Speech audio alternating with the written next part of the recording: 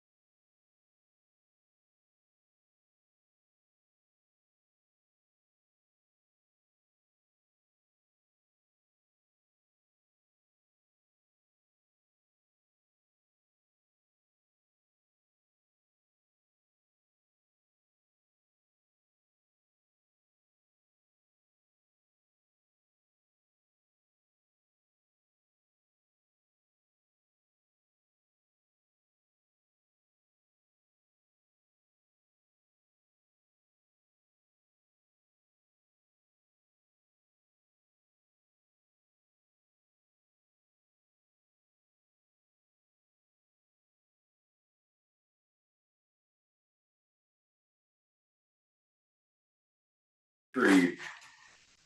And then picking up, and you gotta pick a new spot to cast to. And the spots are not tasty spots, they're just, it's another sort of rock Right. ledge in the river. He just called it a tasty But you don't, spot. you don't get a chance to look around and look at the tropical rainforest and all that stuff. Yeah, you're too focused. You're just doing that, and after about an hour, I'm done. I just, Yeah. I hear I've you. maybe caught a fish, maybe I haven't. The other guy in the boat, maybe he's caught a fish, maybe hasn't. And I'm ready to just enjoy this The 87 amazing degree water. river and the Yeah. and the rainforest and all Sure, that. sure. And kind of watch how we had two Kayapo guys run the boat, and then Hi, Hello. how are you? Come on in. and a What you trying to do is sign up. guy who was supposed to speak English. We'll just write his name down, I think. Oh, he's the only one. I think he's under. Anyway, You were there for like Not 10 doing days it though, again. right? pardon? You were there for like 10 days though, weren't you? Well, I'm Linda Sarnia. 6 days of fishing, It's nice to meet you. 4 days down, 3 days back. Sarnia. So Okay. you can do the arithmetic. That's a lot. Yeah. Hi, I'm Tina. Nice to meet you. Don't sit down. I'm Brian. Brian. Yeah. Nice to meet you. Hi, Liam. That's Linda. Have you met Linda? We just met. Yeah. Oh, Nice sorry. to meet you.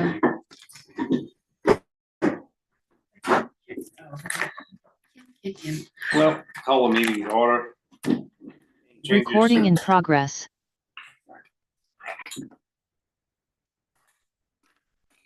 Discuss the, Hi. Hi, Kim. ERB a little bit and the library a little bit later on. Public comment?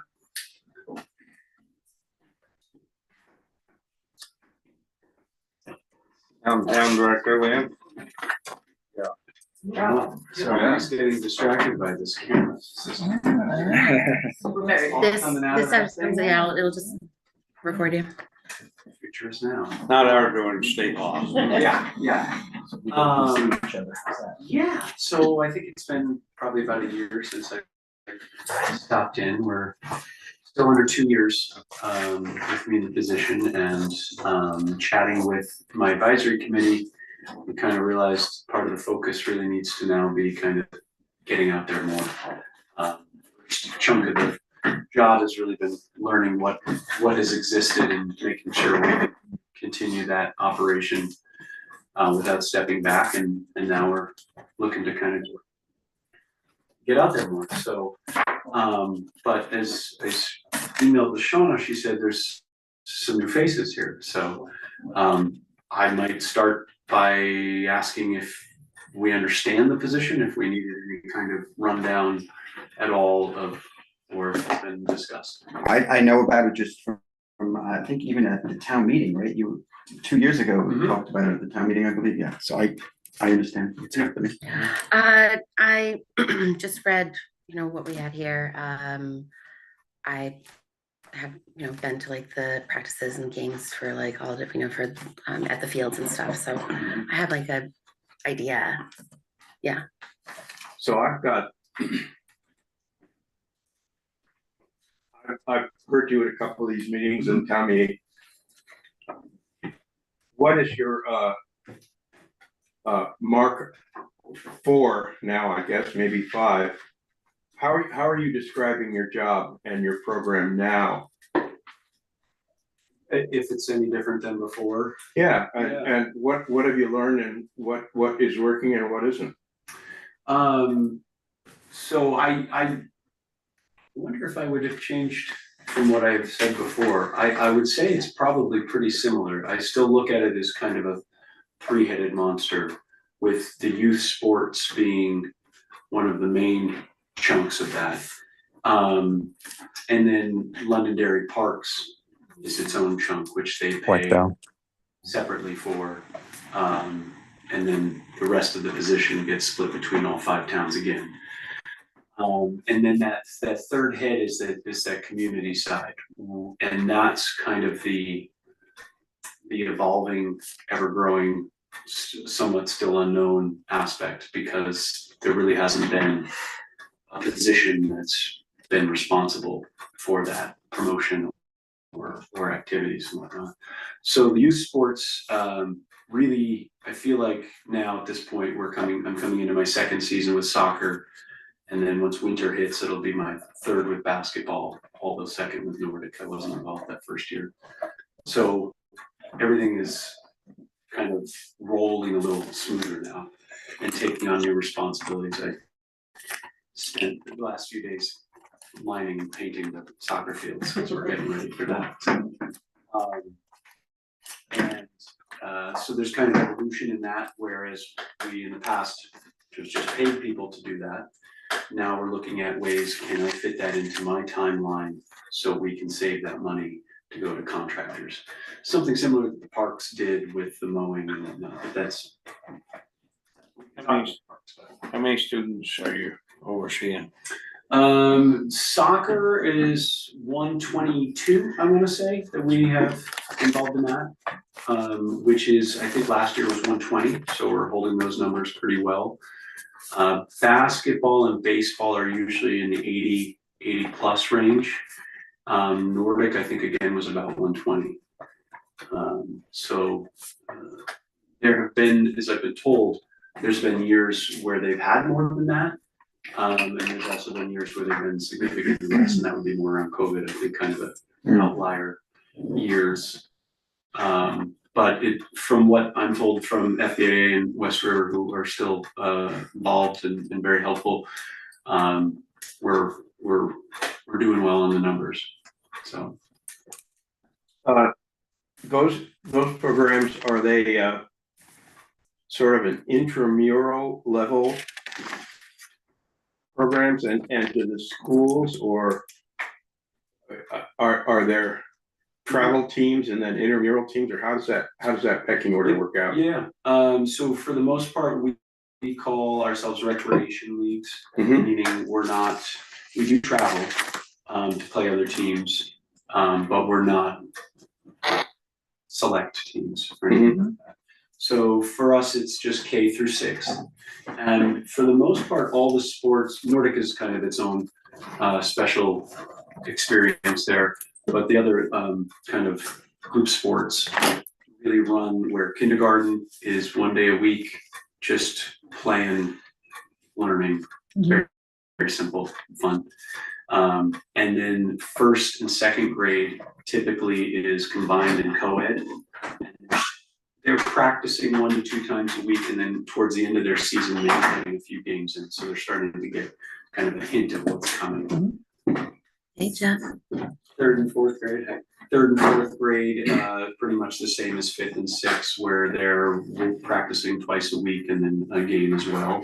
So typically three-ish days a week. And depending on the sport, changes the leagues we're in. I won't bore you too much with that, but for the most part, we're kind of on the cusp. So we're going over to Chester, Ludlow, Springfield, and then they're what they call the Youth Valley League. And then we also go down mountain to Manchester and Arlington. And for soccer, we're actually even going over into Actually, you're in New York for soccer. That's the John Warner League. We're actually the furthest east of that. Yeah. But we've started to also supplement.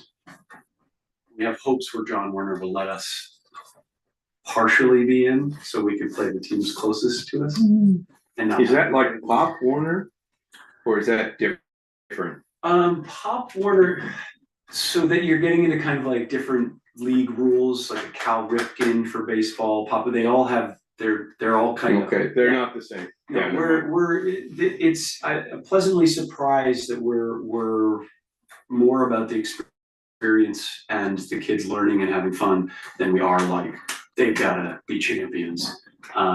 So that was a culture I didn't have to fight back against, because it's not generally my style. I am all for giving them the opportunities, because there are occasionally those kids that really are that good, and we have the background and ability to kind of support those kids, or there's more facilities in Manchester. And are there parent coaches?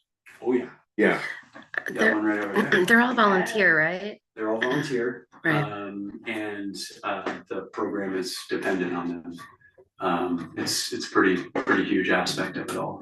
So that's a huge part of the job. I find myself busier before each season because of scheduling and coaching, finding coaches, finding refs and working all that.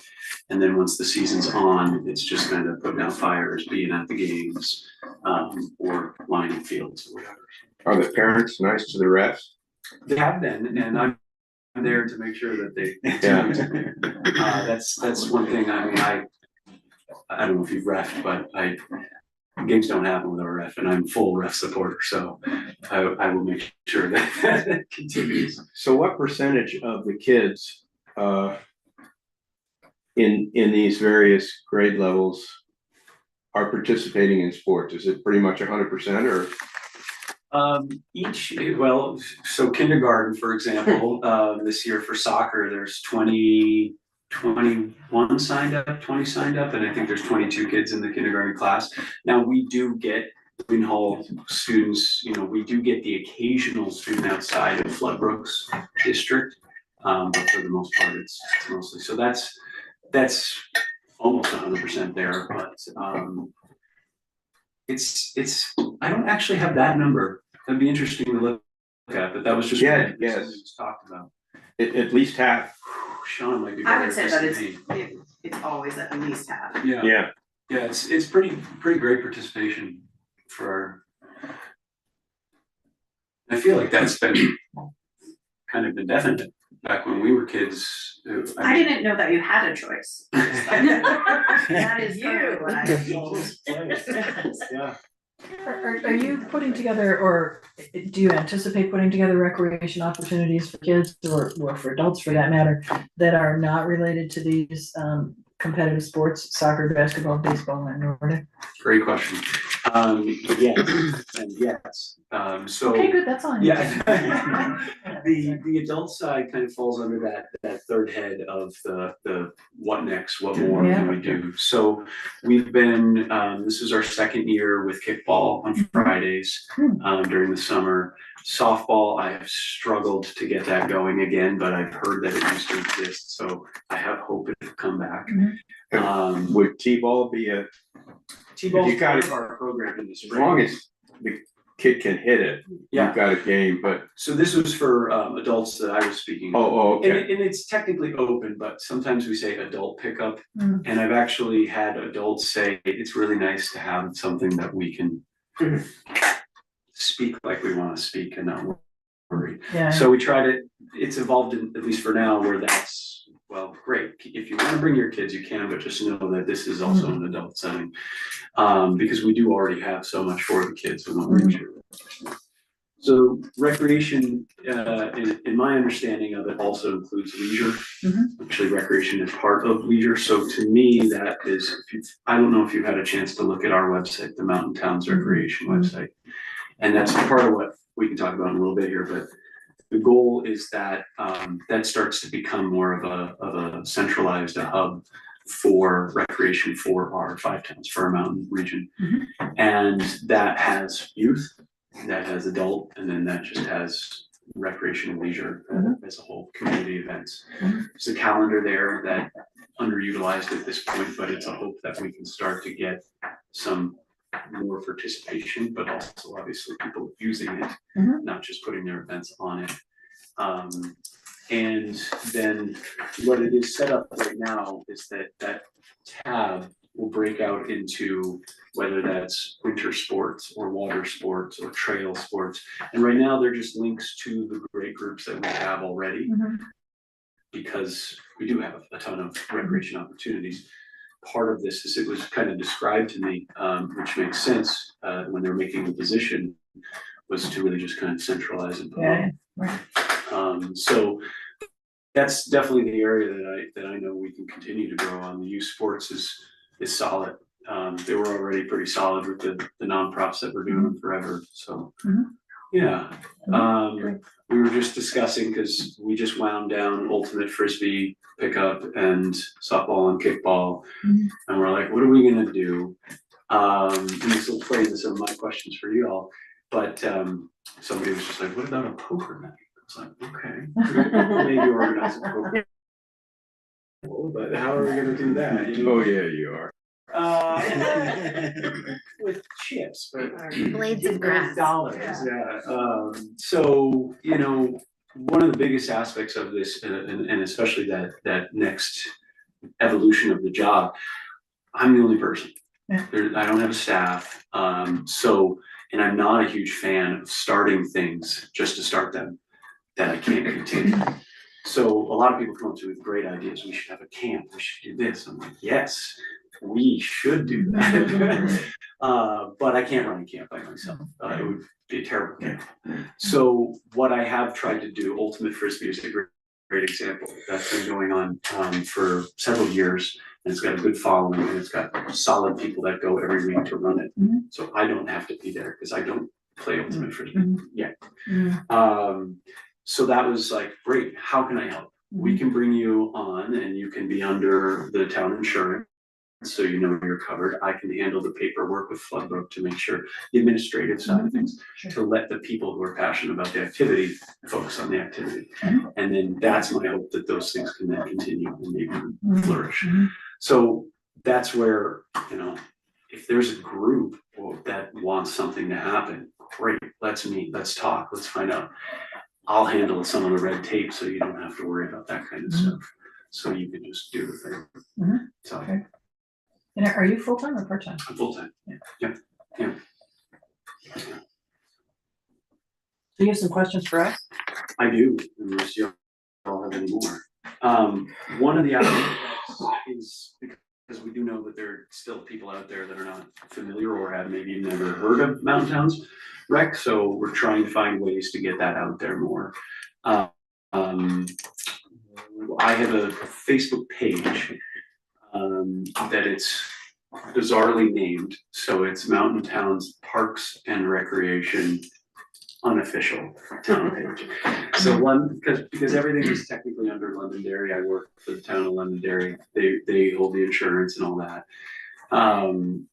They are not ready to cross the path of having a town Facebook page. Mhm. I think they're getting there because they're redoing their website, and it's kind of gonna be part of that, I believe.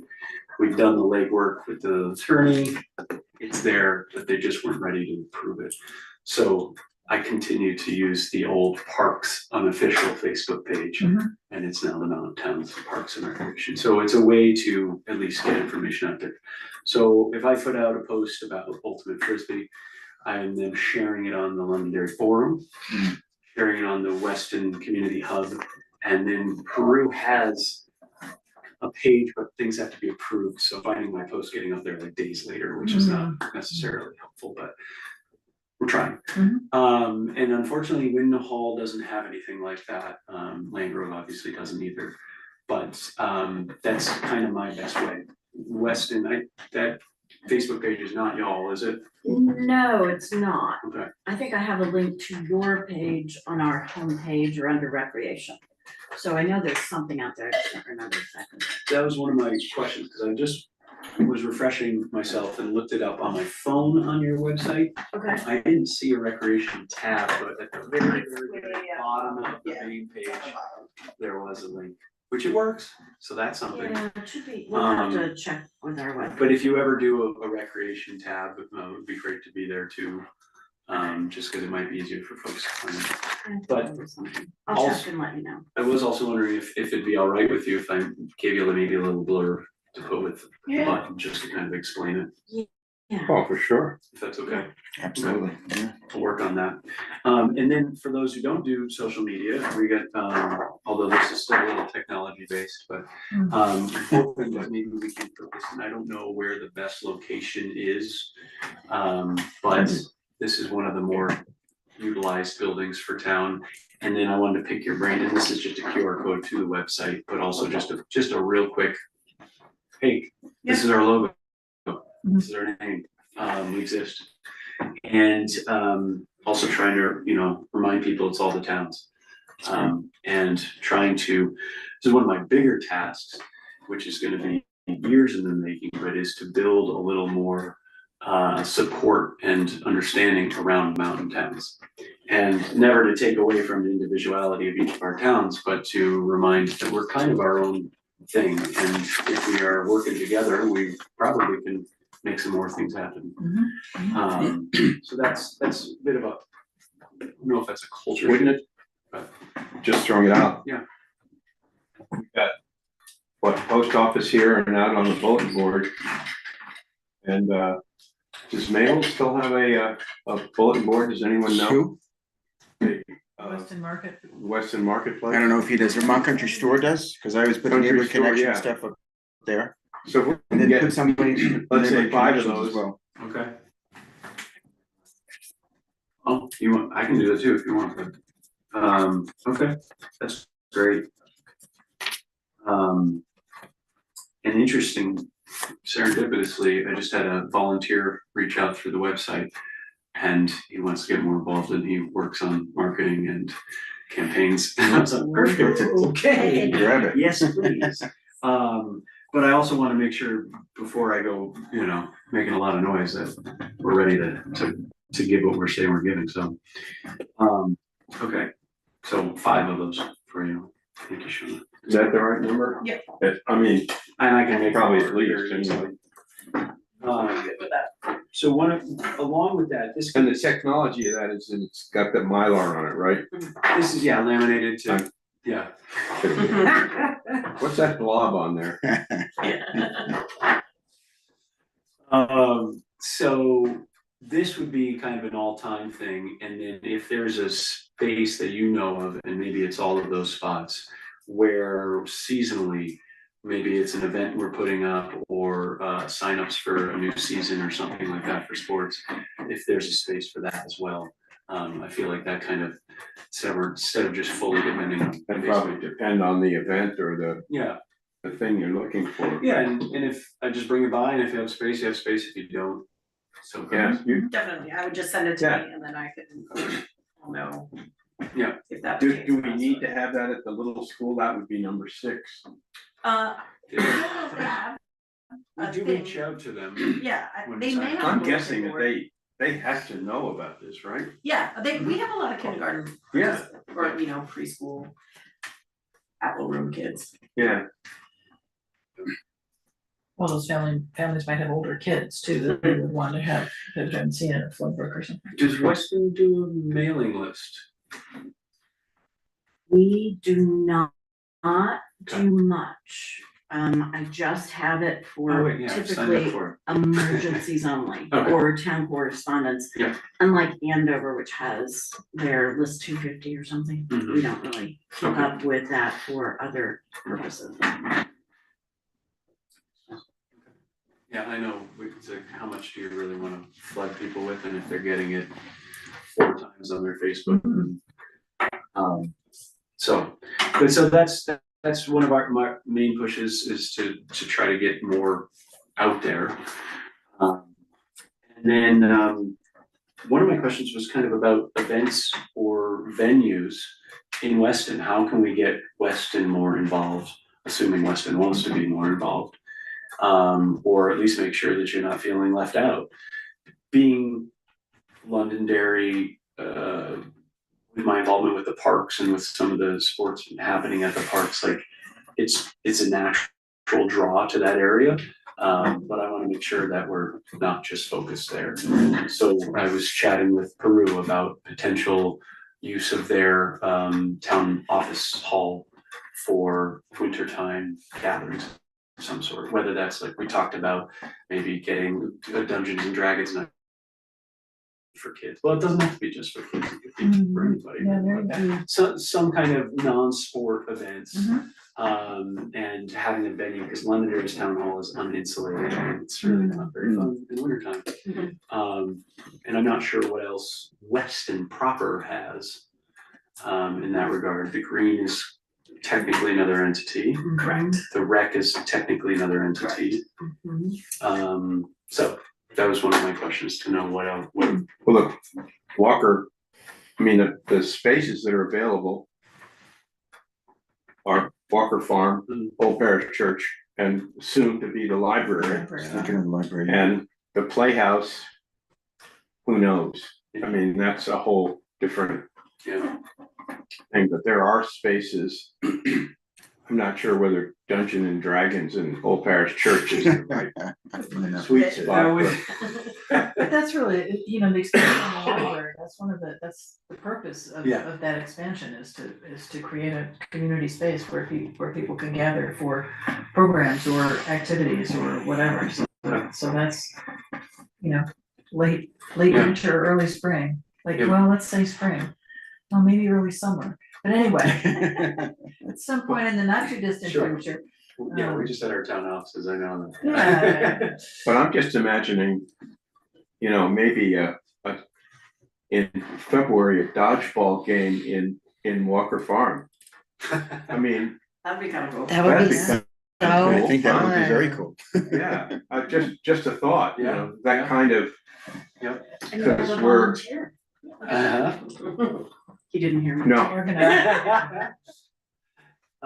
Yeah, we're lucky enough to have at least the school. We get pretty busy, you know, the basketball season, it's the only court Yeah, for all the teams. But, you know, as soon as they ended, we got a volleyball night coming in there Mhm. once a week and, you know, dodgeball, something like that. Yeah, but if there's other durable spaces for like that, that'd be great. yeah, right. Durable. Yeah, Yeah. theater could be a little Yeah. delicate. but- well, that space, with pretty all the flexible. stuff is out of it. It's a black very box durable. theater. Yeah. I mean, you're not Bear down. planning on doing dodgeball with hard balls and Roger Clemens, right? I don't know. No, I mean, it's gonna be little kids throwing those Yeah. red balls. Yeah. I mean, how much damage can you do? Never mind. Yeah. I feel like I've taken a bunch of time, so the last thing I wanted to bring up was the contract. Because even though I didn't start till December, the contract technically started in July, so we're actually 2 years into the contract, which is a 3-year contract. So the conversation has been happening with the advisory committee to figure out how that goes forward. And we're speaking with the attorney and kind of figuring out, so part of this is to talk to the towns and actually talk to all the select boards and find out, one, are you happy? 2, if you're not, how can we fix it? 3, what feels comfortable and good going forward for this position? So the best we're still trying to wrap our brain around it because it is kind of an unprecedented. The only other thing that we can compare to is the transfer station, but that is not even really a contract. It's an agreement and everybody just gets a bill and they pay it and then it's used. I'll be honest with you, I wasn't in favor of this thing in the beginning. I just think it's a babysitting service for parents who don't want to take care of their kids. So I'm not too enthused about the whole thing myself. Still feel that way? Yes. Okay. Youth sports in general? Yeah, we always used to manage. Now everything's gotta have a director. We gotta pay for this, pay for that. Before, everything was volunteer and everybody got along fine. When I was growing up, we did it. We found our own transportation to games and the whole thing. And now everybody, oh, let's just write a check and pay for it and let somebody else worry about our kids and stuff. And I just not enthused with the whole concept myself. Yeah. It's another one of these things where it gets going and the cost is gonna keep going. Yeah. And I would think that people might be a little rebellious after their tax bills just came out and with what the state will drop on us next spring. I hear you on the volunteerism too. And I'm dependent on it with referees sometimes, definitely with coaches. And then any kind of events or other things, it's a struggle. And it seems like it's been shifting in general. And then I don't believe COVID helped one bit, but whatever has happened, it's changed. And I agree. And it's part of, like I said, a bit of the culture shift that I want to be able to bring back and start to get some more volunteerism going on. That said, position costs money. And I say the position because, you know, if it's not me, it's somebody else. And that position is what I think, I believe, now having done it, I believe even more, because I wasn't sure, oh, I just moved back to the area, is this necessary? Maybe, I don't know. And now having done it and seeing how many people have just had a weight taken off their shoulders because the volunteerism was down, it was falling on less and less shoulders. And so there were these people that were just getting overworked, plus being parents, plus having jobs. What you'll find is you'll have parents that volunteer and they want all this, this and this. While their kids are involved, as soon as their kids are out of it, they're gone. Yep. Just take the history of the little school over here. There's been several changes over there, and that's just what happens. You get parents come in, they want this, this, and this, and as soon as their kids are out there, they're gone too. So that makes sense. I'm not a big fan. But then Then there are more new people parents coming that in for the come new along, kids. parents that come along. The new generations coming in. I think that recreation for kids is really important. I think sports is really important for kids, and if our schools don't provide it, then, you know, it's great to have the town support that sort of thing. I think it's really important for kids. And I think that, you know, I don't know, Denny, about your generation, but you know, there are a lot of parents today who are working, you know, both parents are working or they're working 2 jobs, and it's really tough to find time to be the coach of the soccer team or be a ref for a soccer game. And I think it's a great service that we provide. I think it's really valuable. It seems like these numbers are also supporting, right? So the numbers that you're getting, you're just saying it's, I think you said at least 50 in almost every grade. I mean, Yeah, I'll dig in. that's I'm incredible. intrigued to know actually Like what the percentage what is. it is. Also, you know, I'll say this, like I grew up in Springfield, Massachusetts, but I was involved in community sports, and it was, my mom was a volunteer coach, and it formed who I was as a child. And I think it's super important. Yeah, it's a great way to meet other kids in the town. It's how do you like learn and adapt as, you know, Especially now. as a human. And you know, all we can do is just be human as little kids. Yeah, we're, More aspects just to, coming off the phone for sure. you know, sort of apropos of nothing. We're, I think the original funding was a July or June 30th to July 1st or something like that.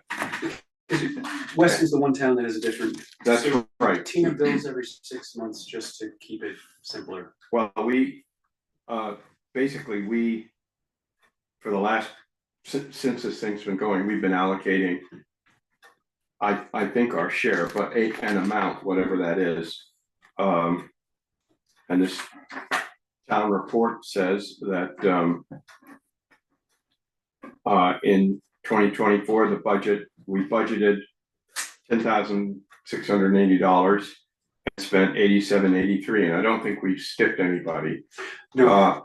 But, and for 2025, we have budgeted $9,676, which will run out in the end of this year, calendar year. And then we're gonna sit down and do a new budget in early January and deal with it then. Yeah, so, yeah, okay, And that's just sort of the way it goes. I wonder if I can speak to that, and then also to Denny, talking about the increase in costs, and just to hear say it, because when I was brought into this, it was made very clear to me that I'm not going back to towns asking for money for program or anything like that. And I do that. I'm a taxpayer too. I didn't make it stunned, you know. You'll see me spend a few hours of my week over at the transfer station sorting cans and bottles. And we are trying to build a campaign there. That money traditionally is split between Parks and Rec. And so we're trying to bring in, you know, $100 a week almost for our programming. Hopefully, so we can either expand it, or we can bring costs down and try to figure out really what's necessary year to year, or at least maintain, or put on other events, other activities, adult sports. So as long as I'm in this, I'm not coming back asking for any more money than what we've discussed for the position. And the one benefit, I guess, for my personal self is that what was budgeted originally was including the potential that I would have a partner and kids, which I have neither of. So I cost you all a little less.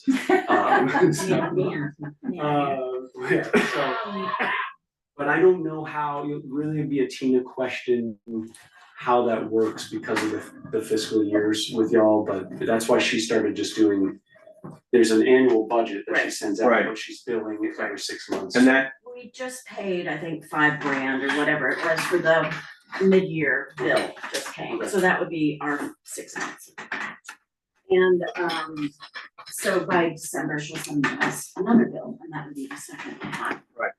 and presumably at some point after the beginning of July, but before the beginning of the year, of the next year, the end of this year, Londonderry will be sending us, a budget for the program and the pro rata allocations by town. Right, they did do that last year for our, So we'll have something going into our budget cycle. So the concept that we're working with, and this is ultimately up to each select board, but the theory is that it does not need to go back to a town vote other than being a line item. right, But right, that the agreement continues if the select boards agree. But we're open, that's the conversation we're having right now. Do we need to have a formal contract like we had where we're signing, or is there an agreement that goes, should it go for another 3 years? Should it go for 5? Do you not want in on it? Like, it's all on the table, and that's just part of the conversation we wanna have now, because for our purposes, we're doing our budget conversations this fall, right? So we wanna make sure that we're all, if all of a sudden it says town's out, then we have to obviously adjust some things, so. I'm just gonna say, as a resident, the town voters made it pretty clear that they wanted it. Mhm. And I think that we're all aware taxes are gonna go up, that's just a given. But I don't think that, as long as we can afford the 10 grand, that's a small hit on our municipal budget. And I think we would be shortchanging our families as well as our children to take that away from them and not participate. I understand the culture change, I understand that things used to be different, but the reality is, this is something that's very beneficial to our family and important for their personal growth. I think it should be a line item and let the voters decide. But they already did. So did. No, he's talking about future ones. No, I understand that, but we as voters already said we wanted it. And I think they even signed a petition. But that can change too. People's pocketbooks get tight, they can change their minds. So we're talking about a line item in the budget, but you're also asking for Commitment. a 3-year commitment. Yeah, and I'm sorry I don't have a better way to explain it, because we're still figuring out what's appropriate, because it was a contract that each select board signed. It was voted on in the town meeting because it was a brand new thing. But now that it's potentially continuing, does it need that level each time? Or can it just become continued? But Do we have anything in our budget that's a regular item? That's a 3-year or a 5-year or a 2-year expense that we commit to? Just appropriations that keep going up and up, and the bulk of those are Weston associations, not non-Weston. Right, but those are voted on every year. It's not like we say, okay. They are, but they don't come forward with a petition unless they've asked for a different greater amount. Right, It's a given that right, It just they're gonna come to continues. you. which is what FBAA used to be, Club Athletic Association. right. And so they would come in and ask for a certain amount from each of the towns. And we paid 2,000 to that. I think so, yeah. And West River Sports was another amount, I Did we thought ask that, I thought that dropped off after a while. Yeah, they started doing their own fundraising, and the hope now is that those entities, they still exist as percentage. This is where it is now, So transfer they can station, be supporting a lot of. electrical upgrades and Mountain Town's recreational director. But all It these, shouldn't turn into a rubber stamp thing where it's, oh, they'll just rubber stamp it and agree to a 3-year contract all the time. It shouldn't turn into that, I'm sorry. Voters should have some say in it. It's kind of like at our last meeting, they wanted to make some amendments to the zoning. The voters voted in the zoning, and they just wanted to make the amendments. And I brought it up, the voters should have a chance to have a say on it. Well, unbeknown to me, the state's passed a law where they've got to have 2 hearings and they can put the amendments in, but they didn't say that until after I brought up the voters. So I'm a little leery of getting into these rubber stamp things. And I work for the people, so I'm happy, I want the people. If people aren't happy, then I'm doing something wrong, so. It's, I'm all for it, if that's what everybody agrees on, that it needs to be every 3 years, it needs to go to a vote, then that's what it's gotta be. Or every year, I mean, we're really talking about every year here. Yeah, Well, we were under a 3-year contract. and When then- does that 3-year contract end? but we're 2 years Next into it, right? Next July. So, I'm our- sorry, so we made that, Our obligation is to continue next year, oh, but then, if I've got this right, but then probably we present it to the voters as a 3-year commitment, or we decide, well, let's just go year to year. I don't know.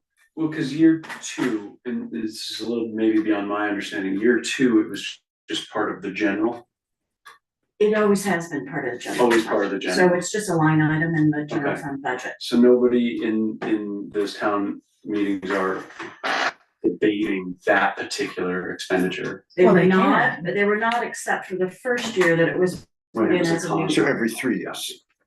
So it was put in as a new. And I think article. that article was basically warned as a 3-year commitment. Yeah. Yeah. Yeah, I actually have it on my desk. I'll- Yeah. And in year 2 and year 3, it's just part So- of it. in a year from now, and we're looking at confronting the next 3-year cycle, this conversation, we'll have to, Which might actually happen sooner because the other towns are gonna be doing that.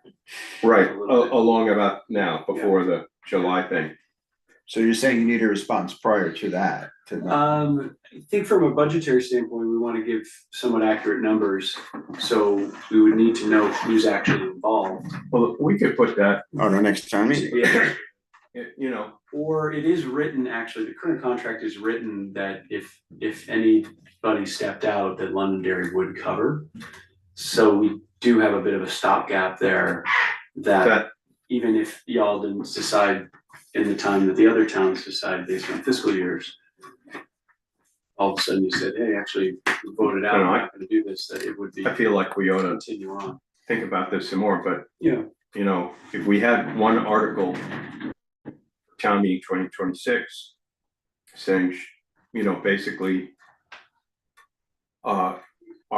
we're in the 3rd year of our commitment to the Mountain Towns, recreation director.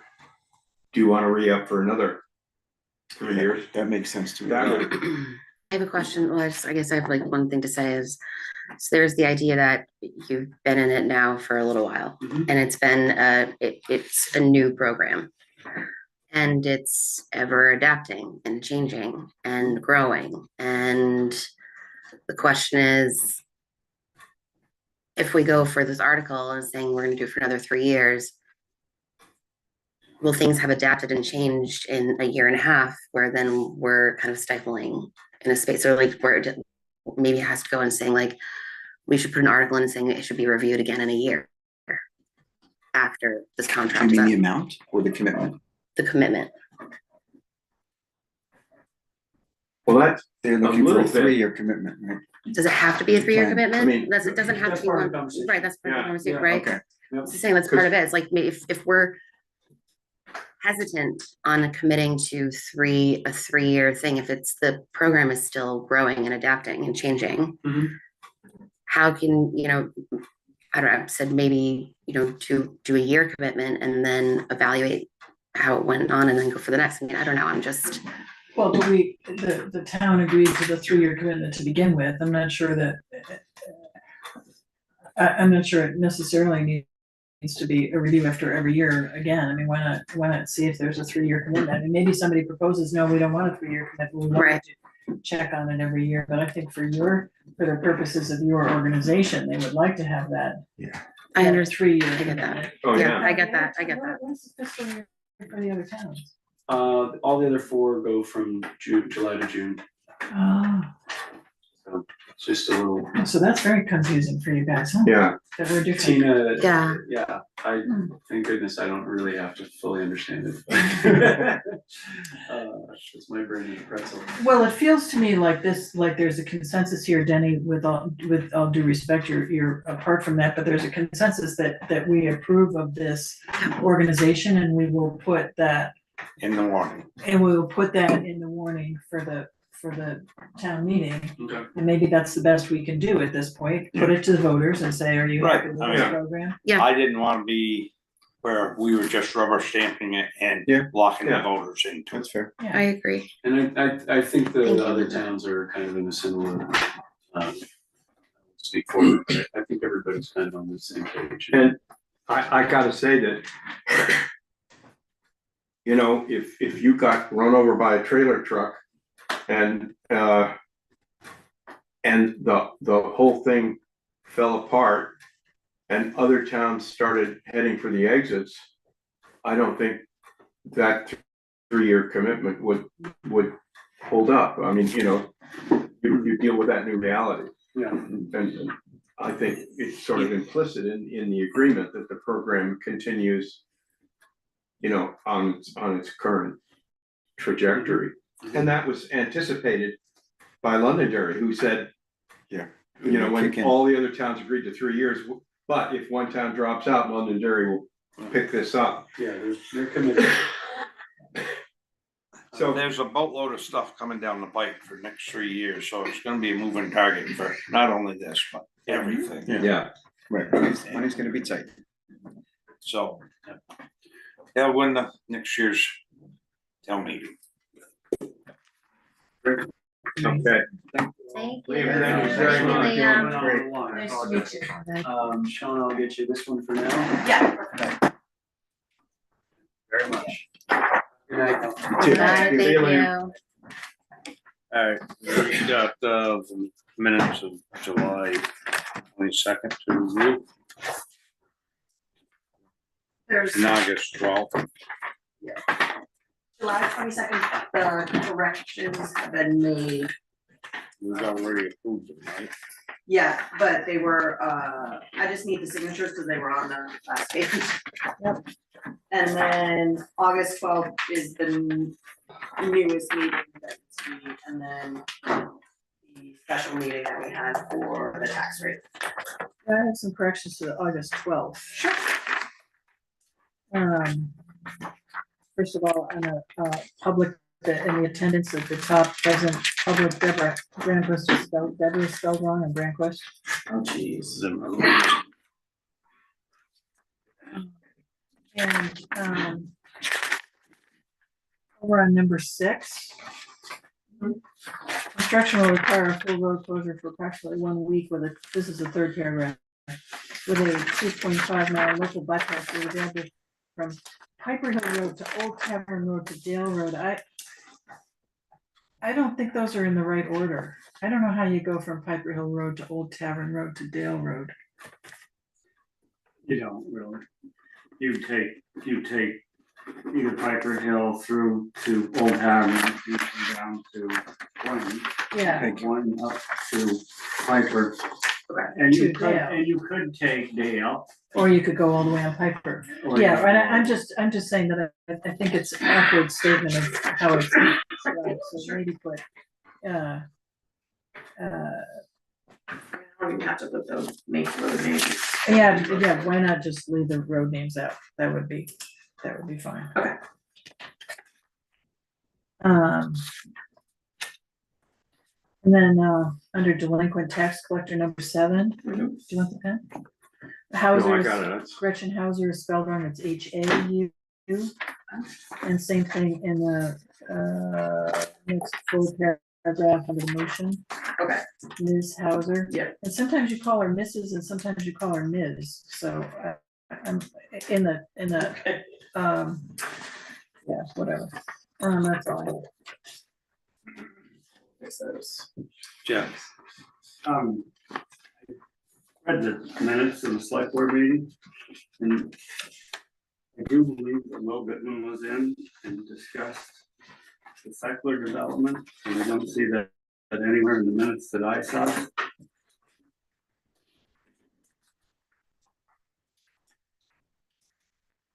Well, it's fee schedule and separate subdivision. And then there's a paragraph on the separate subdivision. Is there in the draft that I pulled off the website, I didn't see it. section 8, Jeff.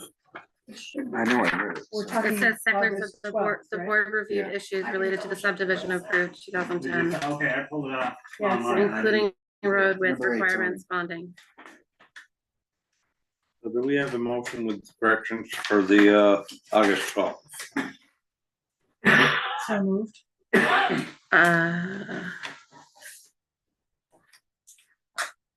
Or not. Yeah, second. Further discussion? All those in favor? Aye. All right. Aye.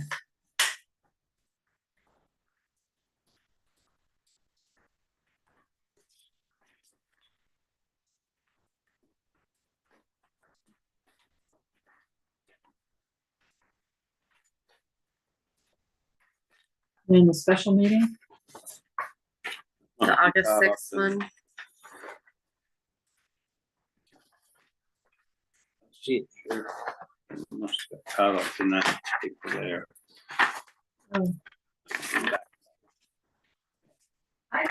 Online, Jeff. Did you find it, Tom? I didn't. I mean, it's at the beginning of, like, the second to last page, but it is the correct meeting minutes. I have the wrong date before, but. thank you for noticing, or trying to notice. All right, we have the August 6th minutes of the setting the tax rate.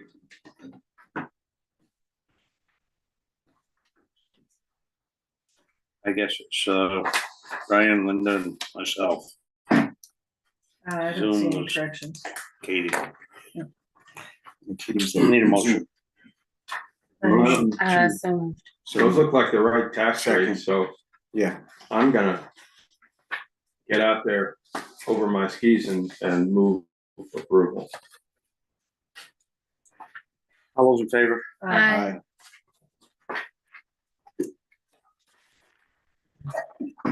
God bless you. Bless you.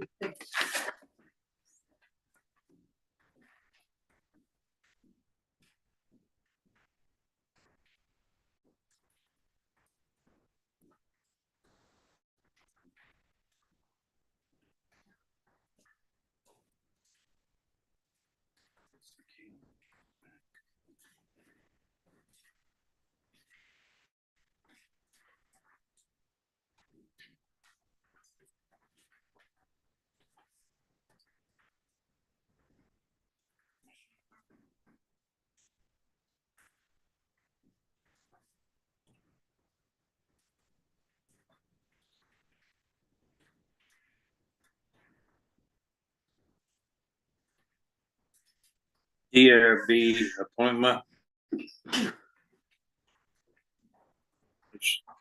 Has everybody got a Let's wait for, should we wait for Katie?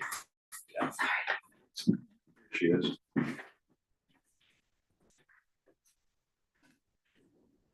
Well, I move to approve Toby Smiles to fill Dan Hannenberg's seat on the DRB. second. little discussion on the DRB. There seems to be quite a little confusion, talk around town about possible special treatment and not enforcing what they prove and stuff. And now they've got the state involved. Somebody's got the state involved as far as parking for unloading at certain places. And I realized this person was a backup person. They fully understand their responsibility there and what they're doing, because I think we're probably a long ways from getting these unloading areas solved. Jeff? So I've been in a chain of some emails that have been going back and forth. And I believe there's some confusion between DRB and what authority they have and what authority they don't have. And I think Deb Greenquist sat in here at the last meeting and said the DRB issues permits. I believe that's what she said, but they don't have anything to do with enforcement. Will Goodwin, or the zoning administrator, is enforcement. The planning commission is not enforcement. The DRB is not enforcement. What I've been seeing going back and forth with the email is the DRB saying, well, we should work with this person. This person being. Well, any person. Somebody applying. No, somebody that's been issued a permit and is in non-compliance. I see, yeah. So they've issued a permit and the specific person that I'm thinking of has two properties that he's being non-compliant. And the DRB's like, let's see what we can do to work with them. That's not their job. They've issued a permit and it's the zoning administrator who is enforcement. And they're saying, well, let's see what we can do to work with this guy. It's out of your hand. You issued a permit.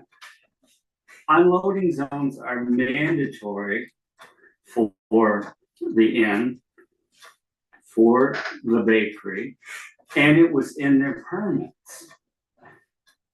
And it was reviewed by the DRB and they issued a permit. And those are town zoning rules. Okay? And so when you put people on these things that don't maybe have a total grasp of all the rules and they think, let's work with this guy. It's not up to them to work with. There was a permit issued. Deb Greenquist sat right here and said the DRB and the planning commission is not enforcement. We just issued the permits. The zoning administrator is enforcement. Does the zoning administrator enforce?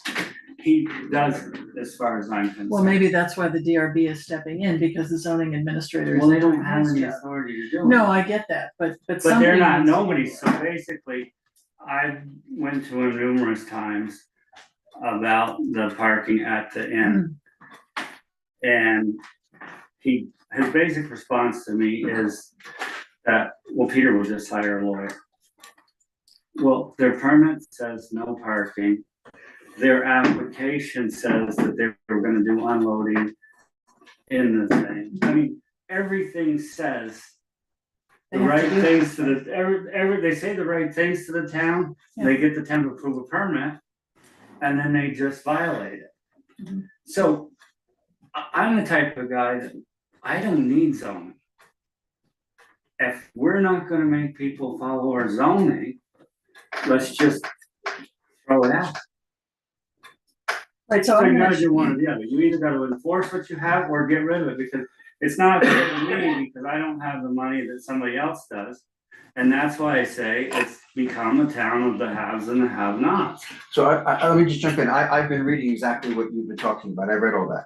So my question is, and this is my ignorance here, but, so I understand what you're saying about enforcement, but is there anyone during the process when these, for example, parking lots are being built or whatever, that's watching that, so as it's being done, we can say whether or not it's meeting the regulation that we have laid out, as opposed to waiting till the end. I think, Brian, that's a fantastic point, because we don't have an engineer going out there and saying, yes, this meets what you said, and we're not doing that. And the inn has admitted in an email that the building is bigger than it was permitted for. They've sent an email that says the building is bigger than it was permitted.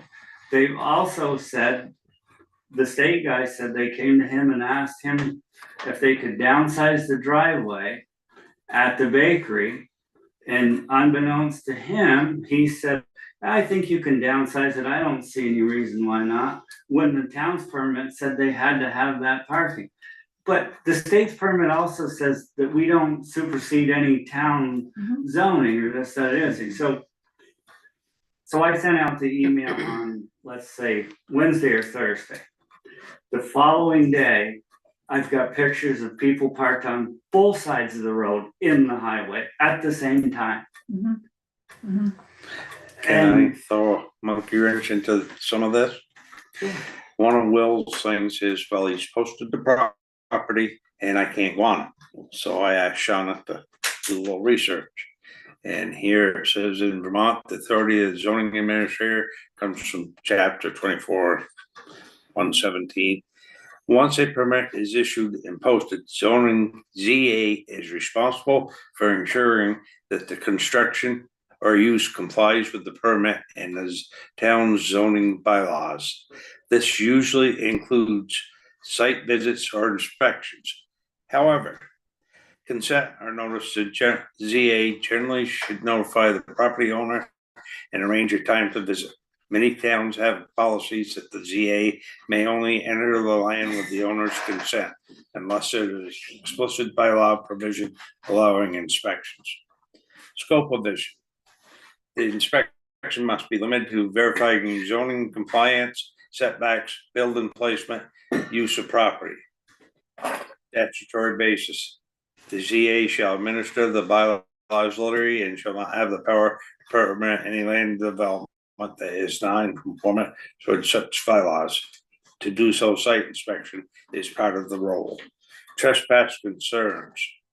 A ZA does not have a blanket authority to enter private property at will. If an owner refuses, the ZA may need to rely on visible from road observation or seek an enforcement order, chapter blah blah blah, through development review board or environmental court. Then there's 3-4 more paragraphs. But if there's a bunch of information there, I don't know if he knows it or not, that he could follow through. And Shauna's gonna give him one of these. If you like. The sad part about this one is they admitted in an email the building's bigger. He doesn't, the other thing is that's a public space. What is? The building. And, the public's invited to the inn, Oh, I see. Right. they're gonna be invited to the bakery, and I get it. And Denny and I talked about this a little bit today, so I wonder if our town permit shouldn't say, when we issue a building permit or a zoning permit, that the town has, in you accepting this permit, the town has, the ZA has the right to come on your property with notice and do an inspection. Maybe something needs to be changed, because Will's, I've been saying this to Will since the winter, the parking lot that they created out from Mill Lane, they never got a permit for. She's got one for you. So what you're saying is that the zoning administrator is not doing his job. I am absolutely saying that. And so we've got two things here. We've got the zoning administrator who's not doing his job. And then we have a property that's in violation of their permit. And because the zoning administrator isn't doing his job in any way, but particularly in enforcing that. So now we have to enforce that in some way. And what are our options here? A fine, I suppose, but we're not gonna, maybe we could ask him to take the whole building down and start over, but. But I mean, not gonna that's what he's happen. To my doing. point, to What go he's out. doing to you is Yeah, he's building the buildings and Don't people are ask feeling permission, sorry. ask- Yeah, Yeah. ask Ask forgiveness. for forgiveness. Absolutely. And then he's saying, well, forgive me, I've only done it twice or 3 times. yeah, right. And I think it's a simple solution for him if he would just do it. You know, he owns numerous pieces of land around, unload the tractor trailer somewhere else, put the stuff in a cargo van and deliver it to the things as his permit says. But he basically is saying, Okay, but really, we need to get Will to enforce that, But I right, asked, and go talk to Peter Sharp or so, but whoever. I asked Will that 2 weeks ago, and I said, so what's the end game here? Ultimately, you know, I mean, so, you know, we have these issues with safety, with unloading, all these different things. I said, so how does it follow through? And then Will said, well, I don't have the authority to just go and say, you can't open. Like, they're just gonna do what they want. That's what he said. I mean, we can go back and like watch the minutes, but it Right, seemed but like that's he, not right. but right, that's what I'm saying, like, Yeah, he's that, wrong. that's You what, but can't- that was his answer. What's the Yeah, point that's right, I of it? remember that. Yeah, And yeah, that's that kinda was what his he said answer. to me, Let's like, just be there's clear, like, and nothing I I can didn't really do. know what to say about that, because then, well, so how does that follow through? Like, what's the end game here? well, so this spring I went to him and, you know, I'm trying to, if you plow Mill Lane, there's only one way to get out of Mill Lane. And I would say this to you guys as a safety issue, not just for me.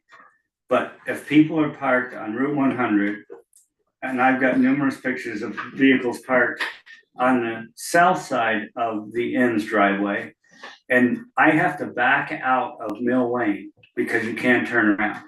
And there's a tractor trailer parked, so I can't see, so I have to back out of Mill Lane blind. Or anybody that lives on Mill Lane that wants to come out and turn left or right is pulling out blind to Route 100 traffic. Okay, so we And- have all these violations, and we could, there are probably a dozen others that we could list that Will has not attended to, has not enforced. So how do we, he's a town employee. So we have to tell him to enforce these things. I mean, what is our, Has this come up? Or notify us of violations. I mean, you well, know, what are we and- gonna do? But you don't, literally Will's job is he's to interpret the bylaws literally. Yeah, And the permits literally, no deviation. It says his job is literally, you guys don't have the authority. The buck stops with you, but the buck is, you guys gotta put a person in there that we'll do it. does the job. Yeah, right. You're not the ZA, but That's I right. will tell you, the planning commission and the DRB and all these other people who are Exactly. not doing their job appropriately, the buck stops right at this table right here. You are the select board. And if the ZA is not doing their job and the DRB is not doing their job, the buck stops right here, and the passing of the buck needs to stop. For example, in the logging business, if you go across the line and cut somebody else's trees, fine is 3 times the stumpage value. Mhm. So if you figured the amount of square footage that the building is overbuilt on, and you took all that was probably around $700 a square foot. Figured a fine on that, yeah. Wouldn't bankrupt them, wouldn't hurt them, but it'd be a sizable chunk of change. Mhm. You know, that's just one suggestion, but that's the way it works where I do my major work. Is there does the zoning administrator or the policies for zoning administrator here, are there suggestions for remediation? I mean, or fining, or there, you Right. just said it's 3 There are. times the stumpage value. There are fines built into the thing. Right. It's You know, been done I'm before. I'm frustrated with this whole kind of scenario, because we had a building that was built in Weston, that was built over Hyatt. And I see no way, shape or form that building ever should have received a permit. The residential, you mean? What's that? You're Residential. talking about, Residential. Yeah, I know. Okay, and I'm pretty good about zoning laws and I know a lot about it. And I even know some people that are on the DRB.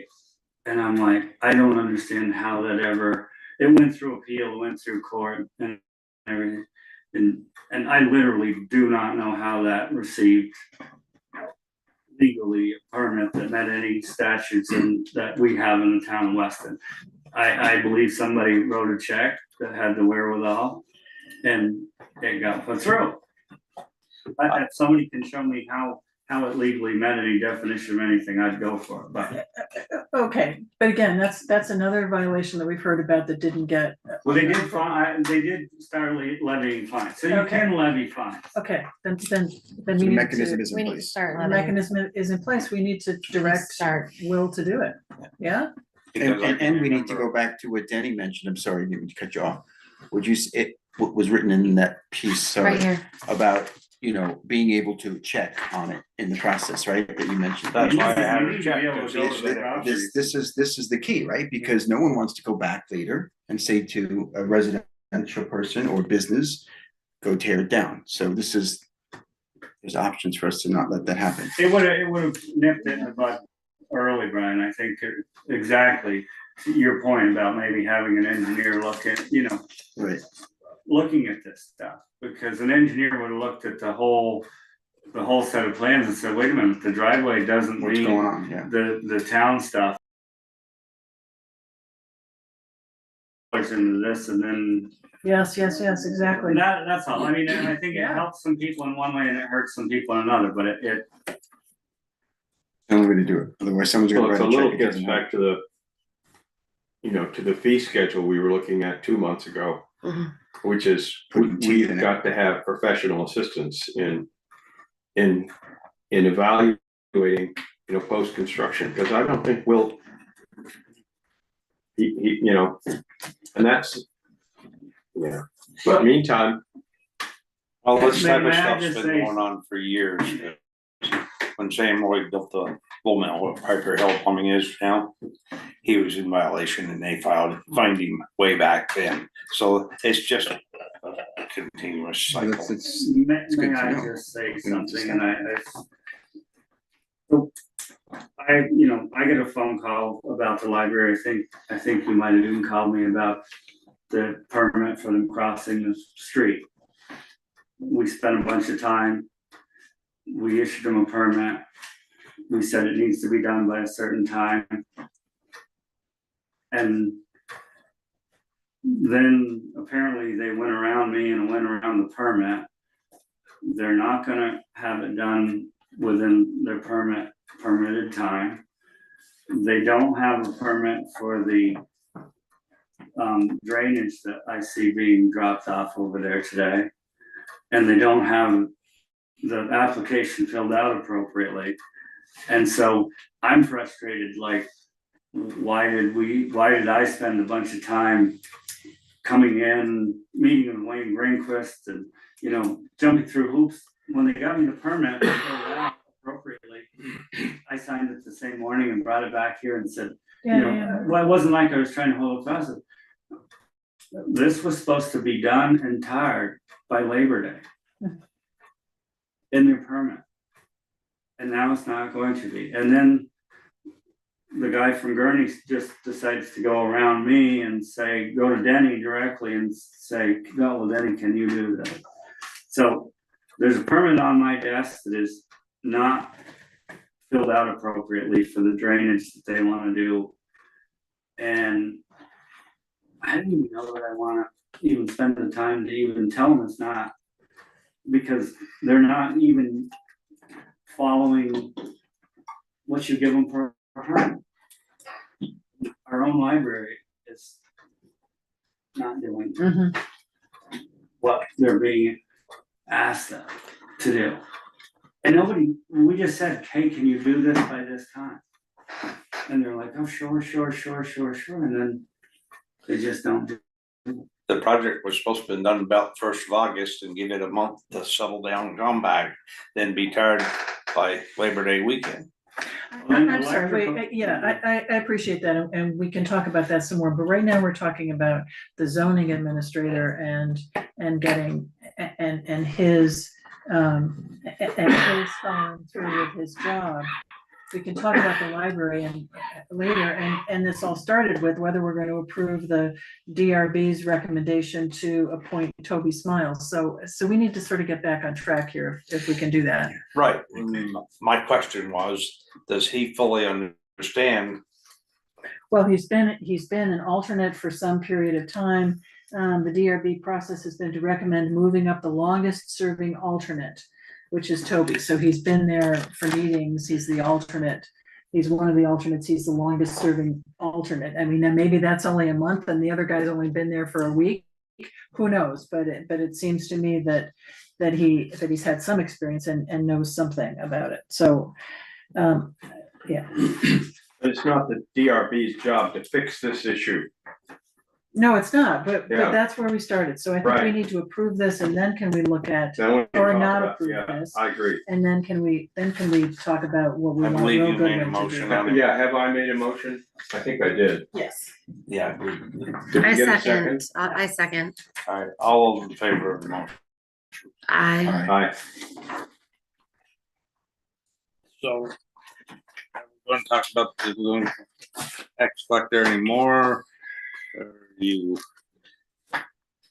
wanna think about what we're gonna ask him to do, You mean the zoning administrator? or zoning administrator? Yeah. well, so you said that Jeff said that there's in like the, the training, whatever it is for the zoning authority, for the zoning administrator, there's said that there is fines that are built in, but I guess I just need to, we need to figure out what the percentage or what I'm not those sure fines those are. are covered in local statutes. I think it says it's X amount a day.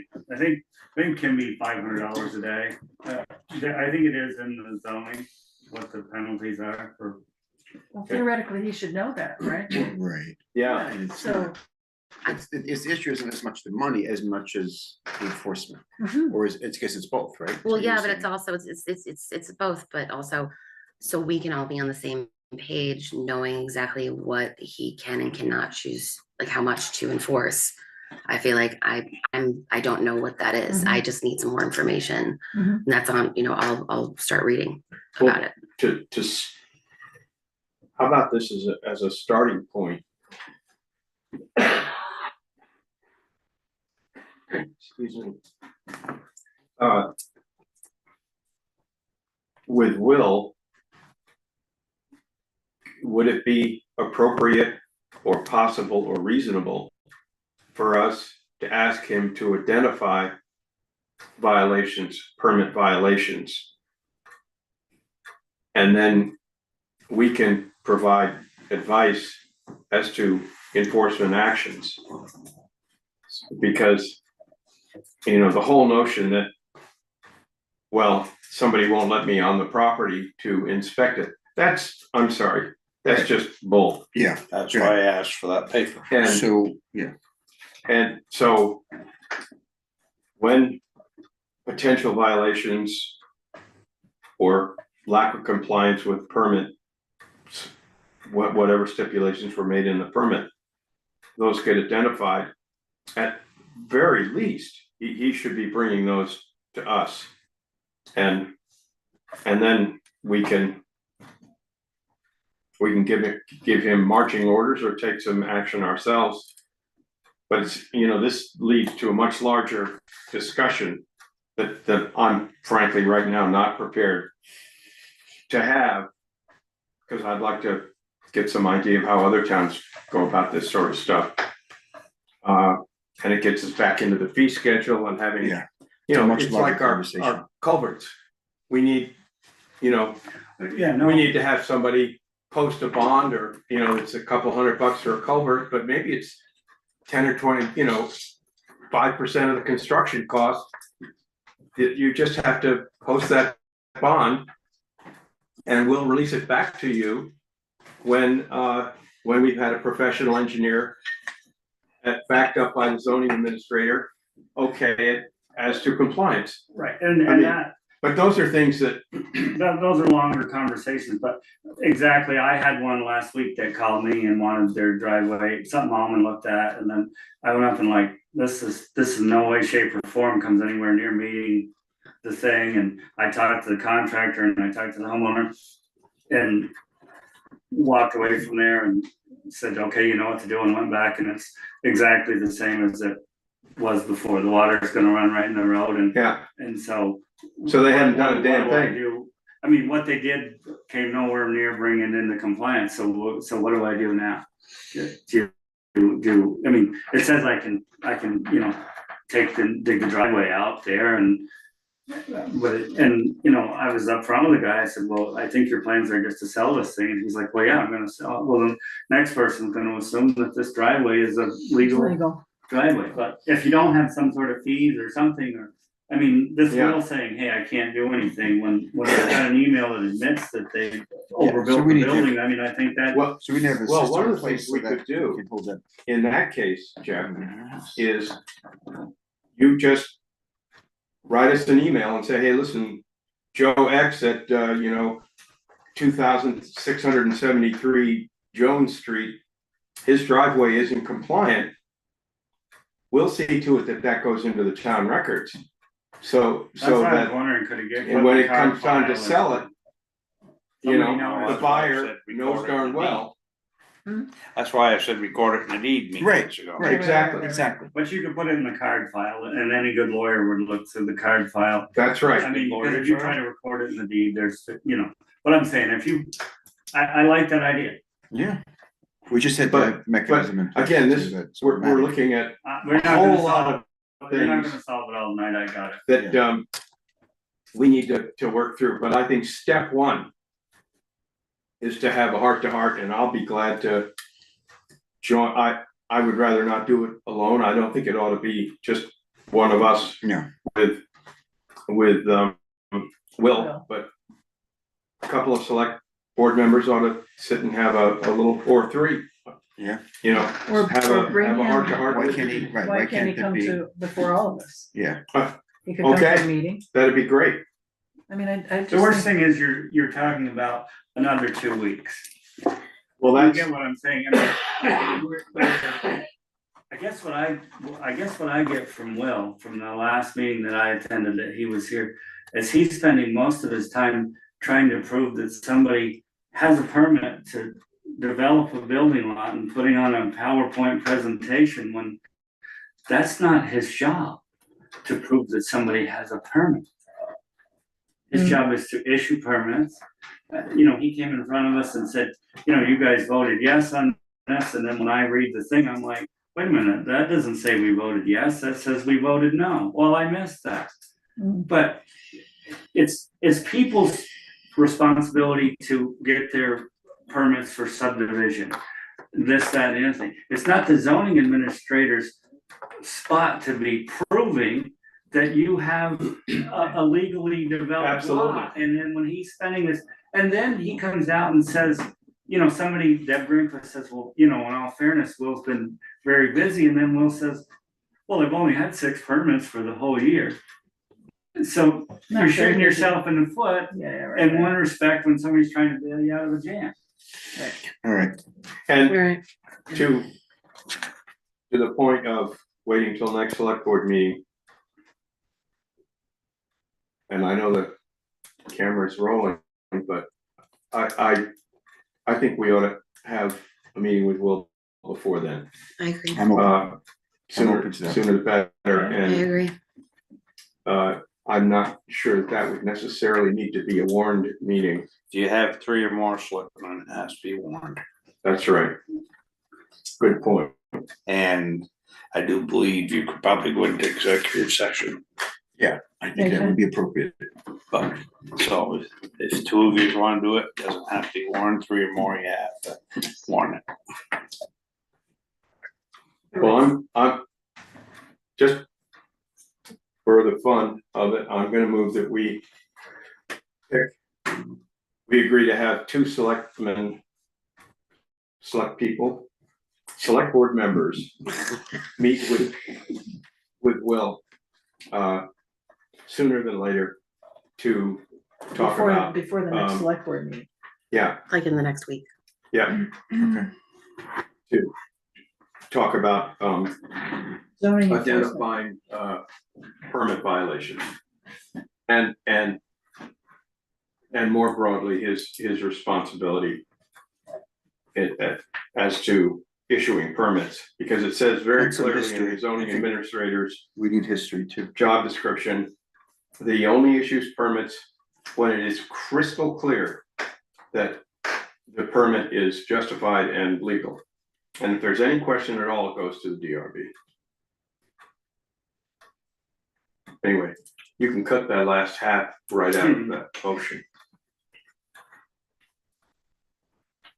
So the Is motion anybody is to gonna- have two select people, two selectors, meet with Will Goodwin, to discuss. And you said you were willing to be one of them. Pardon? You said you're willing to Yeah, be that one of doesn't need them. to be. I'm part of willing the to be motion. one of them, but if two of y'all are all fired up, I I'll think be it's glad important, to step up. I know, I think it's important for you to do it because you have some history on the select board and I'm happy to Right. do it with you. if Okay. that's, So if we can how about find the me and time. Linda? But the motion is to meet and Yeah. I second that motion. All those in favor? I, All right, I'm gonna get out of here. bye.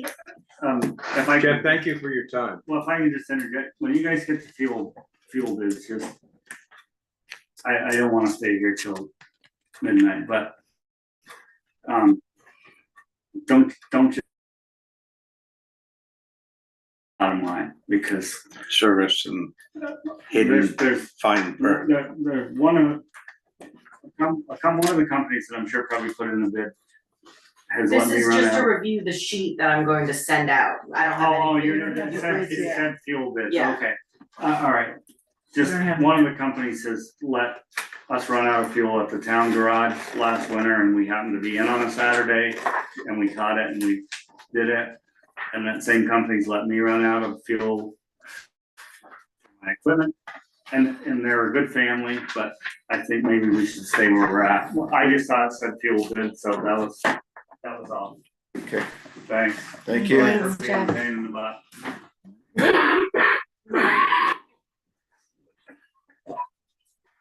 We got the tax collector policy. Yeah, so Shauna, you sent us the original policy and then this is the change policy, is that Yeah. right? Correct. And- I don't have the original in that packet that I gave you. I have it. I've got it. Yeah, you did put it in the packet. Oh, maybe I didn't put it in my own packet, so. Oh, okay. Oh, I didn't have it either. We haven't signed it. Yeah, Oh, no, yes, it is. Gretchen and I discussed one change, she wasn't sure where to put it. We allow postmarks for current taxes, but it's never been allowed for delinquent taxes. And it I'm not wasn't, sure, I'm not sure what that is. so if you make, your current taxes are due by October 3rd. If you mail it at the post office and it's stamped October 3rd, but we get it on the 5th, it's considered as on-time payment. Okay. But that's not the case historically for delinquent taxes. And it's really, part of it is if she comes in on the 1st of the month and posts all the interest and whatever payments, and then somebody sends in a payment and a postmark is accepted, then she has to go back through to that person's individual account and unpost things, and it's very cumbersome to do that. So for the delinquent tax payments, we have not allowed a postmark. So it's due by the end of that current month, or interest is accrued or posted. No postmarks are allowed. And I don't know how to word that, and she didn't know how to word it either. But it was a distinction that we do have between current taxes and delinquent taxes. Well, you should, I mean, if you just say. Unlike paying your tax bills where we look at postmark, delinquent taxes have to be in our hand. The check needs to be in our hands by the due date, By the end of the month. which is the end of the month. Right. or new interest accrued. I mean, it says right Yeah. here, billing and due dates, Daniel, so this is dealing with tax collection policy. Taxes due on the specific date voted. So that's for current taxes. Current taxes are voted So it's on not at the town delinquent. meeting. Right. Okay.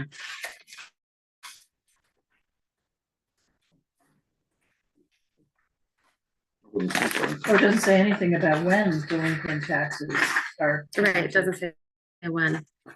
So billing due dates. Yeah, that's what I'm just reading right now. Right, right, I'm with you. This is under. Yeah, it doesn't, it's delinquent. under delinquent tax though.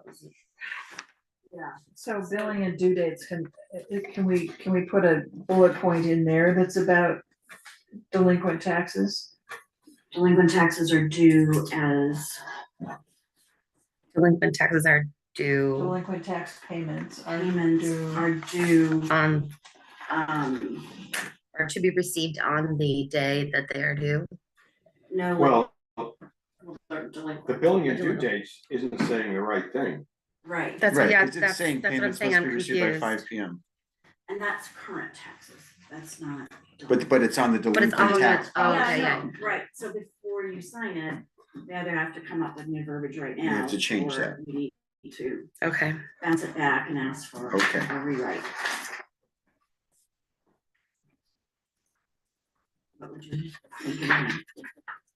Well, it's gonna get confusing to some people. And I understand why you're doing the 5 thing, but you close the office at 2 o'clock. Not on the last day, if we're here till 5, but yes. But where I'm headed with this is, you normally close at 2, Mhm. then you say, well, on the last day taxes are due, I'll be open till 5. Then you got the delinquent person paying, and so they're gonna have to figure it out, you know. Do I have to be there by 2? I have to be there by 5? Because some people won't do the trade over on that time Okay. period. It is on the tax bill that we're open on October 3rd from 9 to 5. I realize that I'm relying on people to notice that, but I try to promote that as often as I quote the date it's due. Yeah.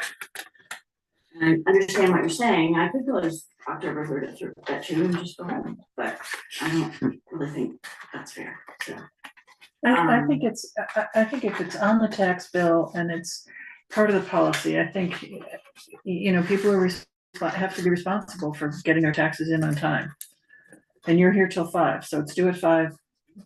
And If we they're are- confused and they think it has to be here by 2, then have them get it in by 2. That's So what if fine. they're early?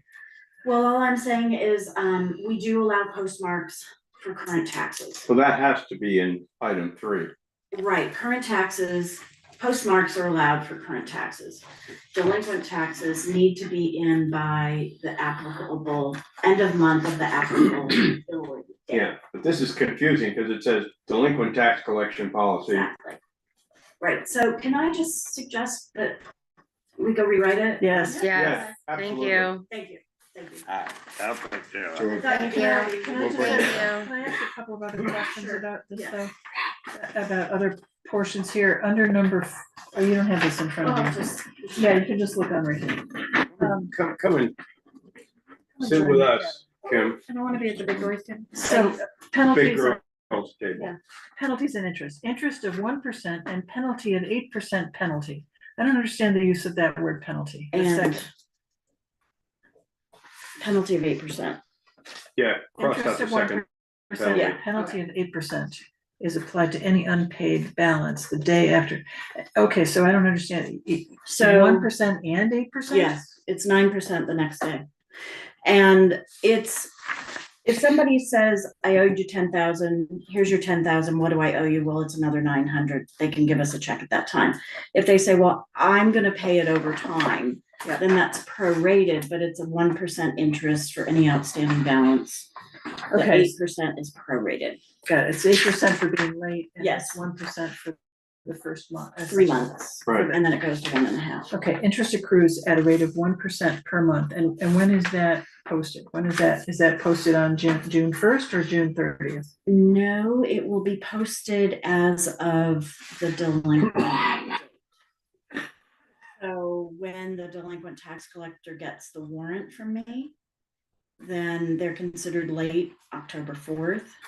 And they'll go in and they'll post the interest for October 4th forward. And then Okay, it's so then the first of the month going. Unless, think that unless the needs to check be comes in stated. on the 5th with a postmark of Exactly. the 1st. And then we don't even give those to the delinquent taxer. We Absolutely. wait 10 days basically to see Yeah. what comes in the mail. And it's gotta be really clear in this thing between paying delinquent taxes, because there are different rules, and paying Regular tax. regular Right, taxes. but if we're just making the delinquent tax policy, do you want anything really talked about? No. current? Wouldn't that be Because I think confusing? that is the part that is a I little think it's confusing. important that you, Well, then we Because it call it says tax collection. taxes are policy. due at a specific date voted on a town meeting.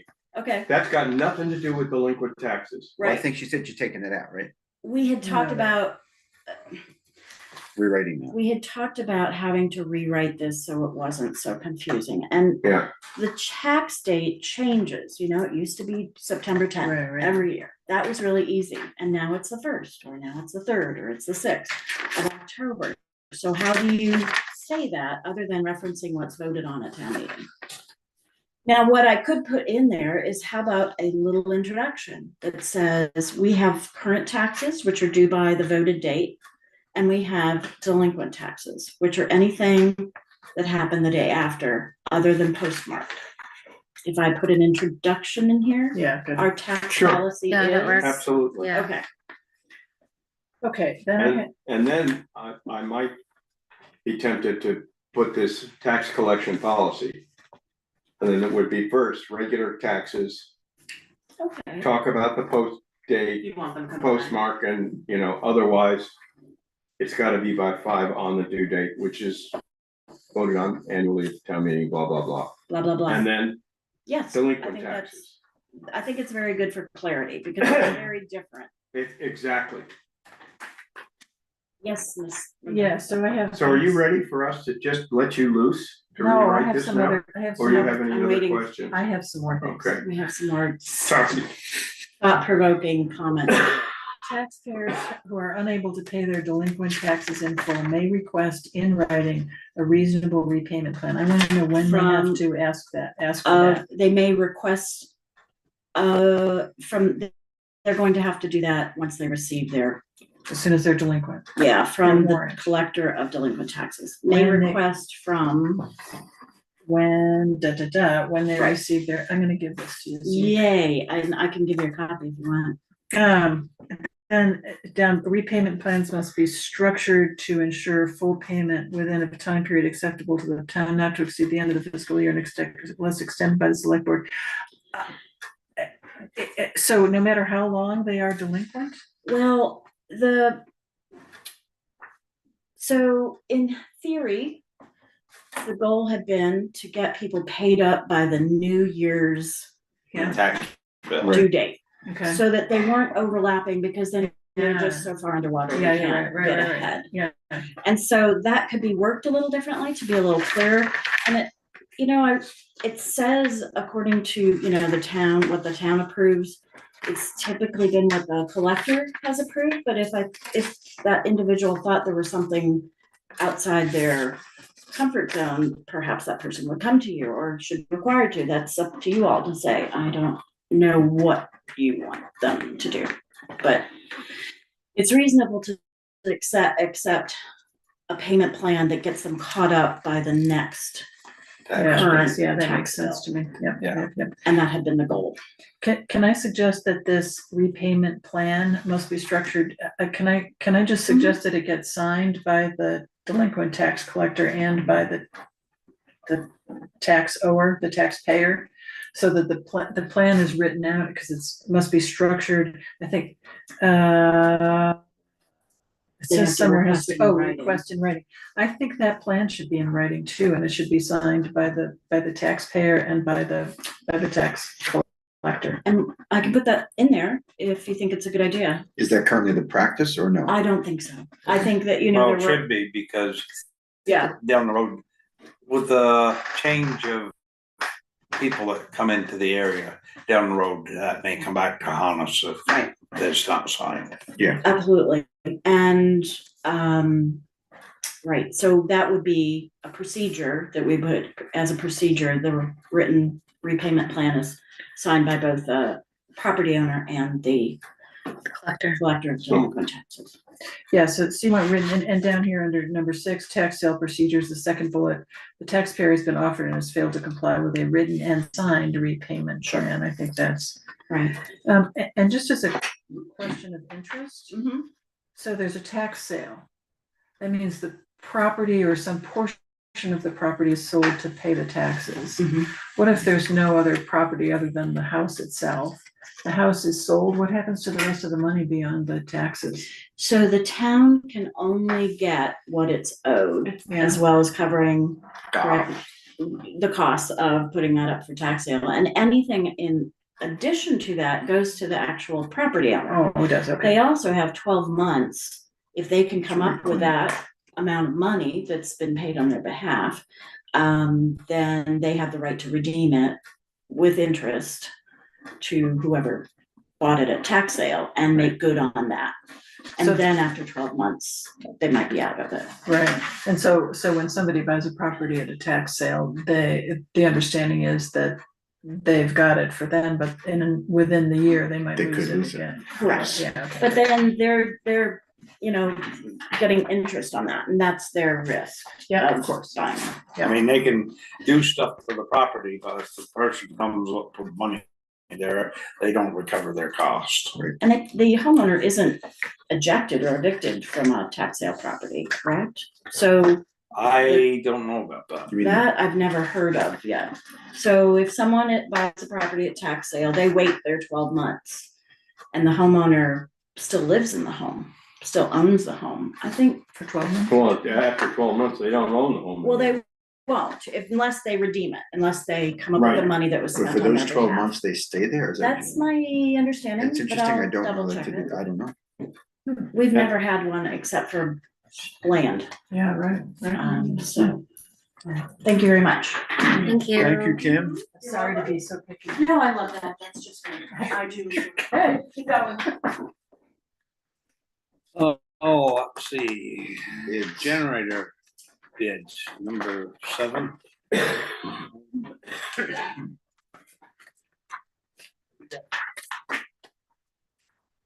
Generator bid.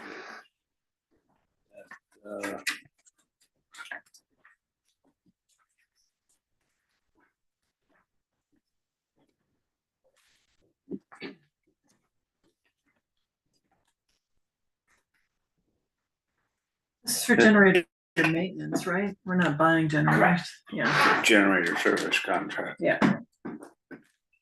$419 for each one of them. And it's just 2 of them right now, right? Right. Here and there.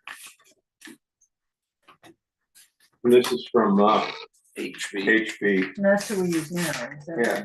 That's, they installed this one, and that's just what they sent us as the contract because they installed it. We haven't done any maintenance to it because it's brand new. Oh, I got you, thank you.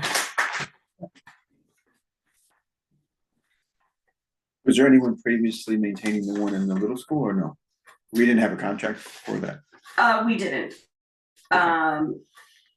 I think it's Gary's generator service has done some maintenance when, to get it up and running and things like that. It has not done full-time maintenance. Does it also been run now? operational for, yes, it's only been operational for maybe this. Yeah, 6 starting months this or winter, something like that, yeah. But It's an older generator, I believe that was donated, that's right. but works.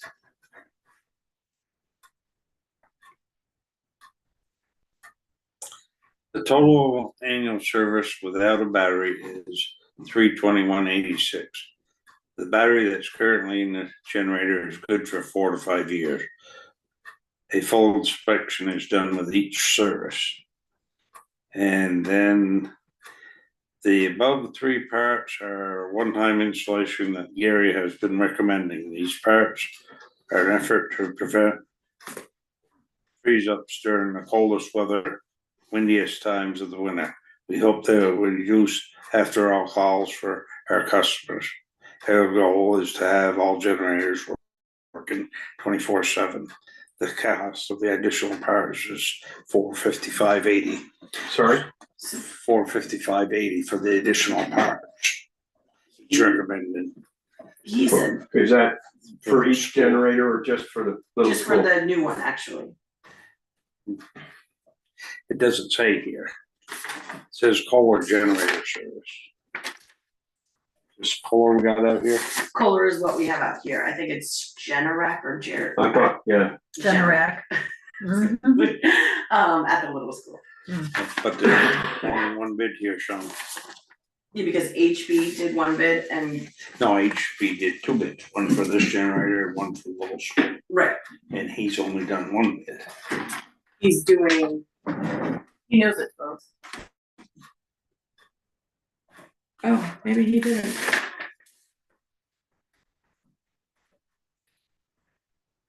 what is this total? I can check the email, but.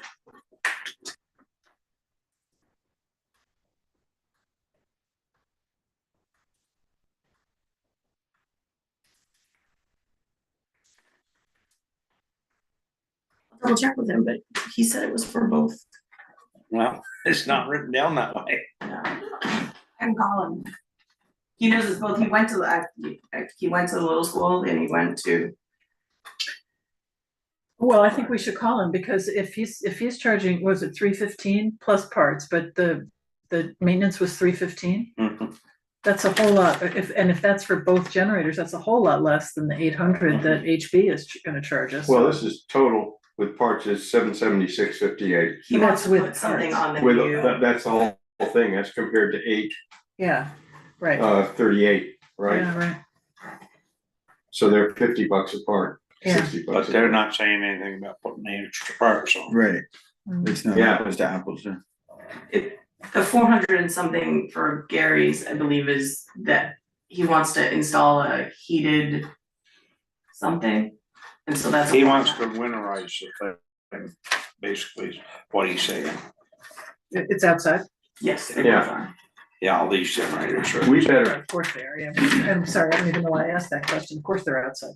we better call him and find out. So we'll table this. And we can, yeah, we don't need to make. this doesn't break down. Yeah, it does.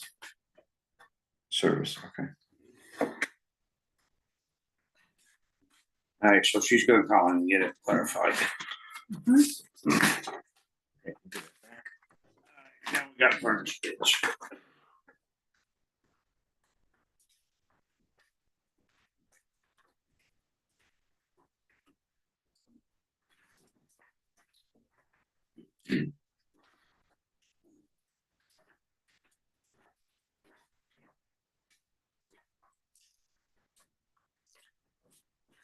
What furnace are we with here in this building?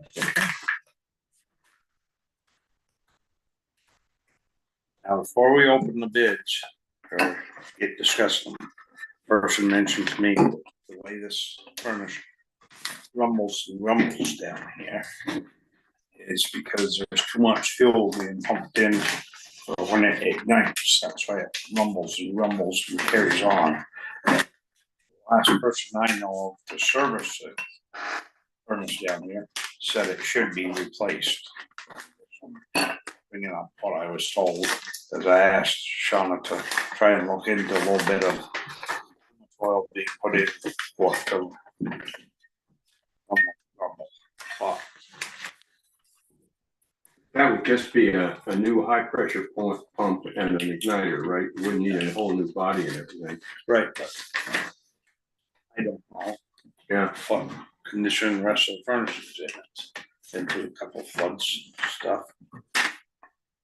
We have HB Solutions for $99.80. So that's 9,000 or 900? 9,000. 99.80, yeah. Well, $99.80. Or furnace, please. Yeah, wow. All 10,000.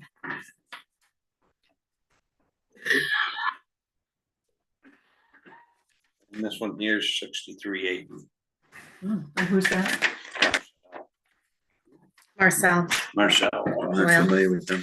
they're out of Rutland. they've been the ones selling us, Pittsburgh. But Rutland area. bill out here for last 2 or 3 years. They have been. They Marcel. have. Marcel.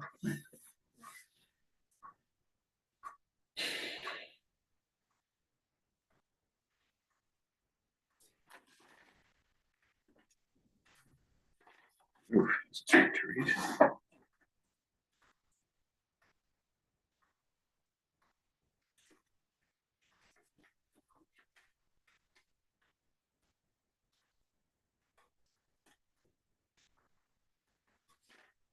So Yeah, sorry.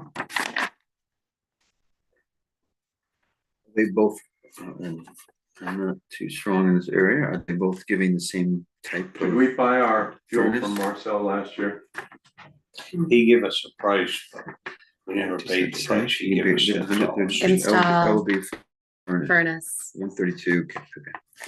What is this? doesn't say the same. Thermal price. I could burn it.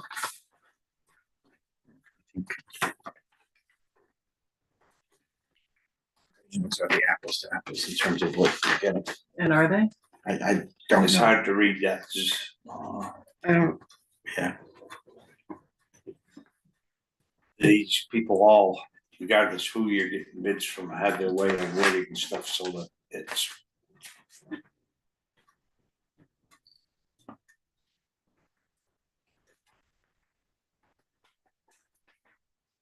So we didn't get the original of this, we just got this copy of this, I've got one in my pocket, same thing.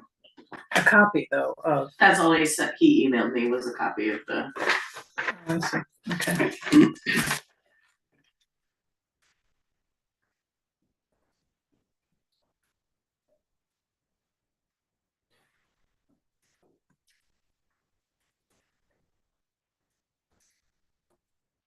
there's 2 smoke pipes on here and then there's only 1 smoke pipe on this one.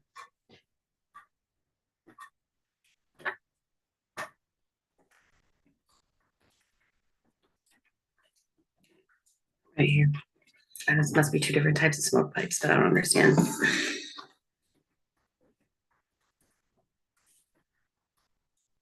I'm not up to speed on the new furnaces, but I know that a lot of them, they're cutting a hole through the wall and getting air from outside to go to the furnace. Mhm. I don't know why, but I guess it's because of, a lot of the new houses are sealed so tight, they don't have enough oxygen in the house. Yeah, right, yeah. It does make sense, yeah. It begins with there's a furnace one of my customers has, and he's got that, and I've noticed it in other places that so I think a lot of them are just installing it Yeah, to be safe. oh, yeah. And that air, cold air, when it's really cold, will be more dense, so more oxygen in it. And that's, if you have to use the furnace to heat up the air in the basement to feed the furnace, that can't be the most efficient way of running it. But I like the idea myself. So how do we decide, just by price? I mean, it's hard to read that one. It is, yeah, It's, yeah. it's, Well, it's a pretty big price difference. Hmm, Yeah, it it's is. huge. $3,000. And this is, with all due respect, we've got a heat pump and a generator. Oh, no, we don't have a heat pump in here. We were gonna do the heat pump. Just in with my- air conditioning. Just in my imagination. Yeah, we spoke about that. You were in Brazil too. Yeah, I'm sure, you're right. We spoke about that, yeah. I remember that. Dealing with all those toothy fish.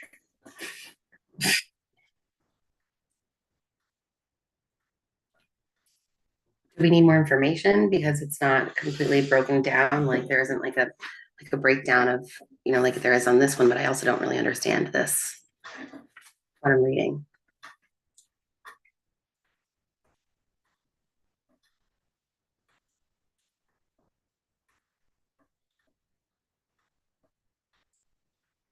I both don't understand it and can't read it. Yeah, I don't really understand what I'm reading. I always thought I was pretty good at reading student handwriting, but that's, I can't read that. I think you have a lot of experience. Yeah. Potential doctors. Exactly. Also, does that provide a 1-year warranty on all the work provided? You know? That's standard. They both do that. They do, okay. That's a good question. Yeah, well, it's supportive apples to apples. It's hard to, What's this word? but yeah, they don't. Well, that's the brand name, I think. And what does this say? I mean, it just says plenum. They say something about a plenum, right? Smoke pipe. Yes, adapt new furnace supply to existing supply plenum utilizing sheet metal transitions made on site, adapt new furnace. Here we go. Install. Oh, and this is the chimney vent. Got the furnace, and then we've got the chimney vent for 1,400 plenum. So what is this? It These says others are not. install new parts of smoke pipe labor, 1150. from furnace to chimney, Pretty standard. They would have to do it too. but there's 2 smoke pipes on that one. Yeah, this one's. You see that? Yes, of course. That's the elbow. That's They why. don't say Yeah. anything about removing and replacing the old furnace, right? Just no. No. You know. Oh, yes, I'm sorry. Removal of old system is the top Marcel thing here. units. It does say that, Linda. Oh, it does. No. Removal Yeah, of old and system. I buy it, fuel from him and that's all. Yeah,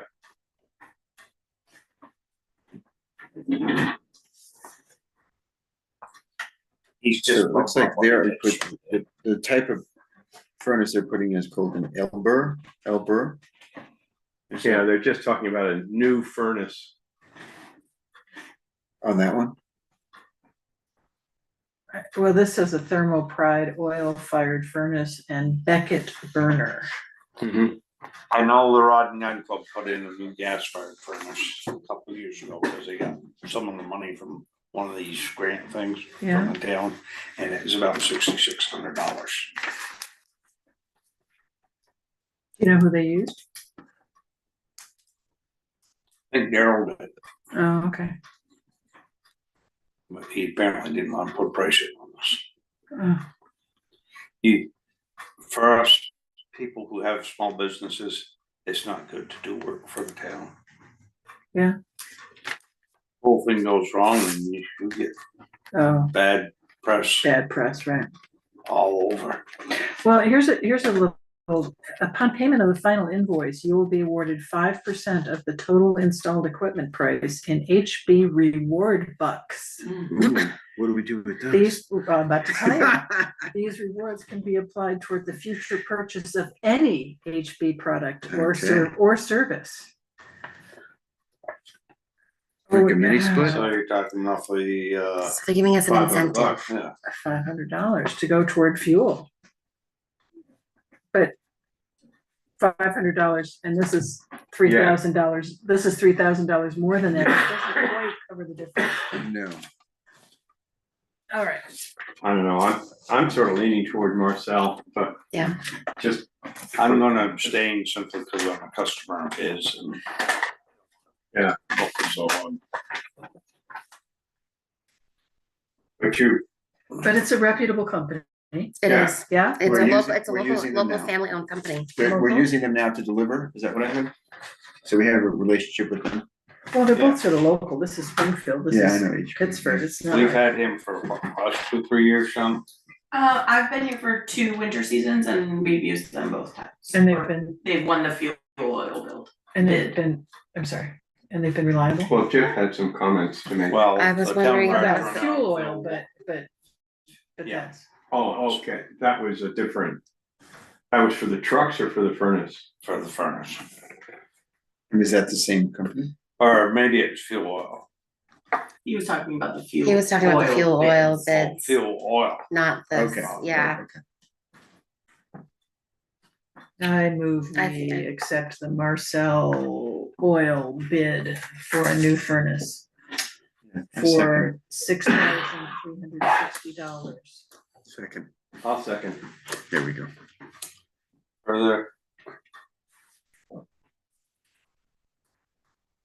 All those in favor? I,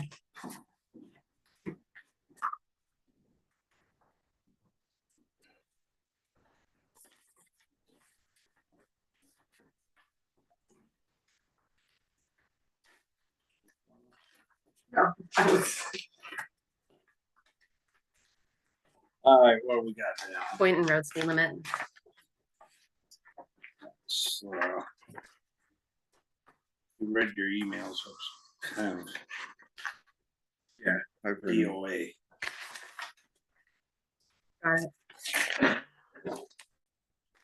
I have only one additional observation, which if you read this stuff carefully, you probably already know. But if you put up a speed limit sign on a town road, whether it's 35 or 25, you've got to post another speed limit sign. You've got to post a sign every time the speed limit changes. So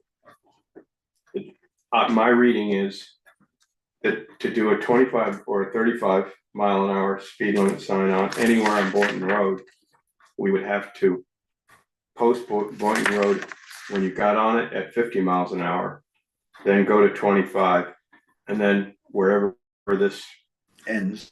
ends, go back to 50. And the same thing coming the other direction. And honestly, that, I think that, to me, that's a little scary.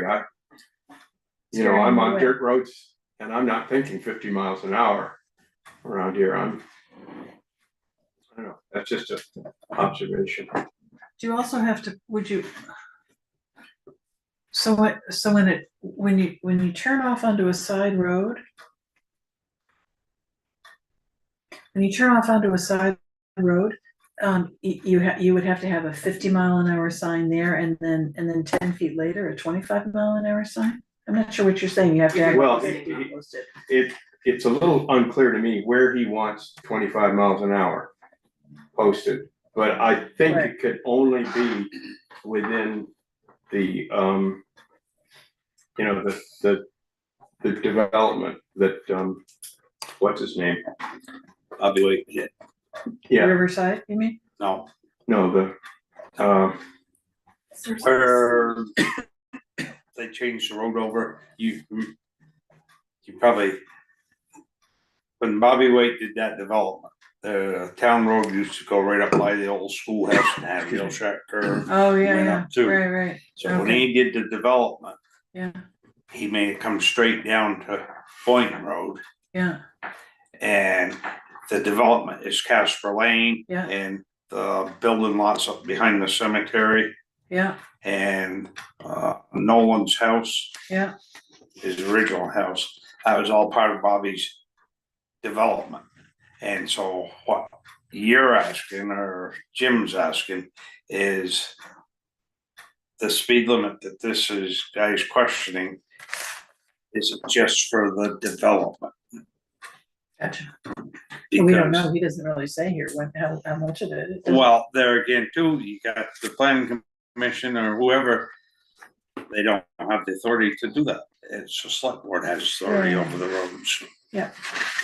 but the lawyer's opinion was that the permittee was responsible for doing this, which was Right, not the town. what was the name of that development? Bobby Waite's Woodcock Farms. That the developer was responsible for putting up the sign, not the select board. Correct, no obligation for the town. So, And even if we chose to do it, to your point, it would have to be an engineering and traffic study, right? Is what- you would have to for pay for sure, the for engineering and 25 traffic study, miles. yeah. For 35, I think you could do it, but, He said I think the lawyer said for any speed limit, you Yeah. have to do You have to it. have an That's what I engineering, you remember. have to have an Yeah. engineering study. Just, When we did the speed limit here in town, Brian, I think it cost us about 35,000. Really? They're For not that, cheap. for that 30 mile an hour, really? Oh, because you had to have all those studies done and. Right, and you know what the answer was, don't you? What? The state wrote right out, says, you do not have a speeding problem. We had one car in the whole program go through at 66.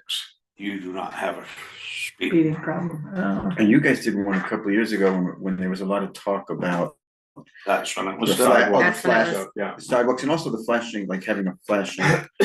Yeah, it used to be a flag. Jill would love to. That's right, of course, a number of people would. So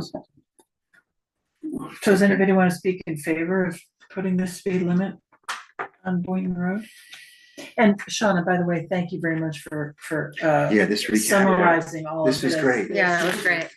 That was really helpful.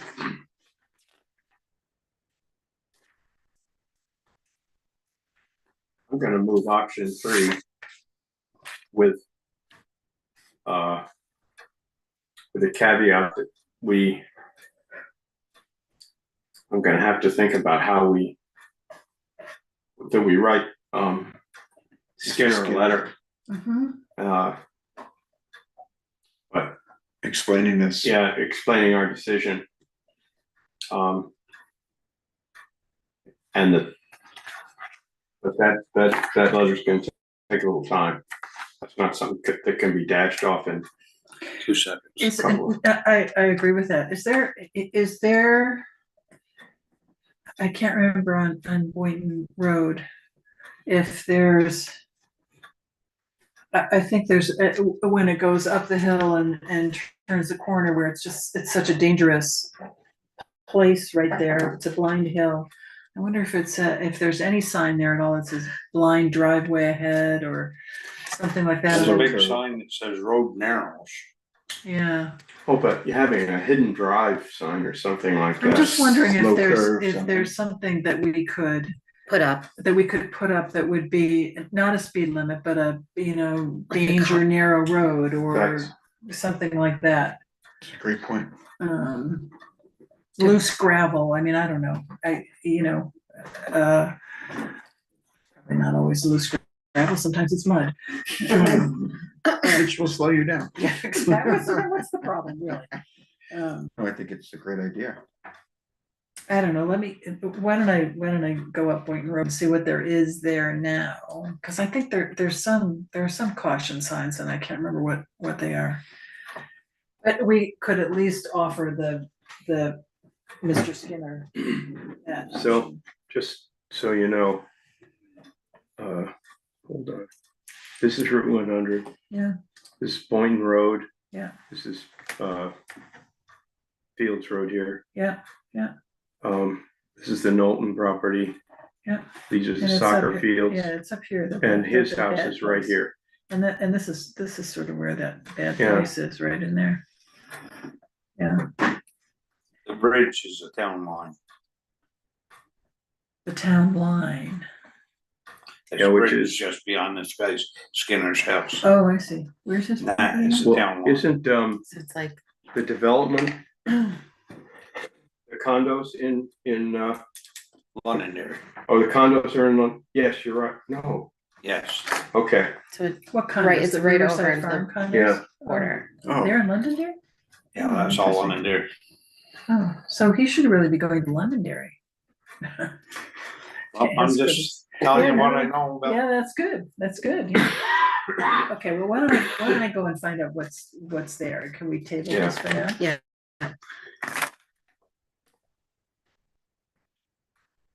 I mean, I'm perfectly happy to do nothing, but on the other hand, if we can respond to him in some way, I think that would be nice to do. Table it? yeah. All right, 110 Maggie Foley proposed review. I've read through it. No price on it. Isn't it It's, not to exceed, isn't there a not to exceed? it's No. not to Yes. exceed $10,000 at $120 an hour. Yeah, That should equal out And I to thought 83 hours. confusion that you had is that, at the end of the year, there's no carry forward, we have to vote on a new amount. That it, I don't know whether that was addressed in that, but I thought that was the issue. Well, and she had 2027 She in had there too. she had typos in there, Yeah, she did. Yeah, so Yeah. how is it gonna go into 2027 is the question. So there is a price in here. Oh, where are we getting the money for that? We've already paid a bunch of money and this thing got strung out, so I Yeah, don't know well, if it was on purpose. Didn't we already Oh, we approve looked at this? We did, we talked about that. Yeah, we already approved it We and made a thought that it was- motion Yeah, to She keep just her fixed all the until, typos in okay. order to sign it. in order for Sinus, okay. that's. Key, well, for me, the key was, it just doesn't. We're gonna have to approve new money for 2026. But, Are you asking who it is or? and I'll Right. tell you, right now, with all the application stuff that's going on for the, Resiliency. congressionally designated And congressionally designated block grant for disaster relief, which runs in parallel and would pick up if we don't get the hazard mitigation grant program, the river program that Wyndham Regional is Right. working on for us. I mean, we really, I think this money is just incredibly well spent. well, and as I recall, we talked about that before and felt that it was worthwhile. Absolutely. Yeah, Shauna we said, did. Shauna said it was Yeah. invaluable. You said Which it's is why I thought the only issue was Yeah, Clarity whether of- we're carrying it over, any unspent dollars get carried over to 2026, and the answer is no, that's a new appropriation. right, agreed on that part, yeah. So I guess you have to make a motion, sign it. So I'll move to sign it. I second.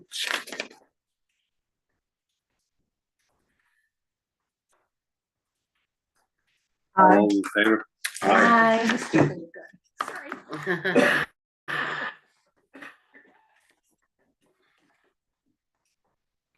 No bad. This is what I will be sending out to the fuel companies. Yeah, Shauna, in my usual nitpicking, just below the middle of the page, bids must be received. Got that sentence? Mhm. Bids must be received before October 13th at noon, and all bids will be opened that evening at our regularly scheduled board meeting on October 14th. It's a long So I day. was a little concerned of exactly when things were gonna be open, anyway. And and you know what, I didn't look at the calendar to find out what the correct date was. Those should be the right dates. So the meeting's on the 14th, The select board meeting's on the 14th and You want bits of you want the tape. bids the day The day before? yes, So the bids will be open the next evening, yeah. okay.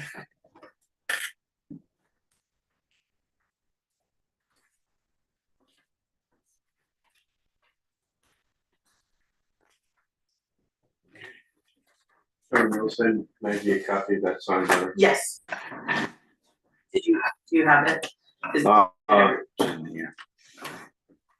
So, do we have a signed copy? one signature.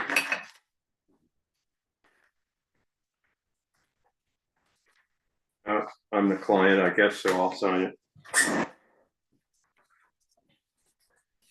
Oh, Here.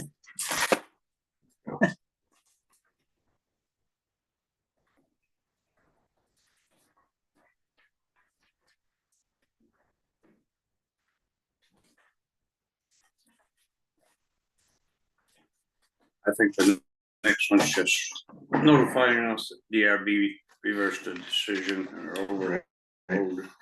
Yeah. That they can do small events. Yeah. Are they required to do that, to let us know if they reverse a don't know. decision or Great make a question. decision? They're probably not I'm not sure. required, but it's common courtesy so that somebody comes bitching to any one of us, we can say, yeah, we've received the, we know about it. And then I just didn't know, like, I often put things in the agenda so that I know that I've done my due diligence and Yeah. I've received it. I don't, I could just hand that to you and I don't know. Yeah, no, that's No, I fine. think this is So, perfect. I just This is the didn't way know. to do it, as far as I'm concerned. Yeah, This I is agree great. with that. Being given the hour, we'll take the financial 13 home and review it and we'll take it up in September. Sorry, what is that financial summary for review? Yeah, it's our budget that we approved at town meeting, how much we spent. I don't think I have. I don't have that. It's right here. Big yellow. Oh, Oh. yeah, Kim just got them done today. Oh, Here's Um, this. Okay. thank you. There's one more right here for you. Okay, so what do we need to do with And it? right here for you, You just sir. review Sorry it, about go that. through it, and Just see see where we we, yeah, appropriated X number of dollars, how much we spent.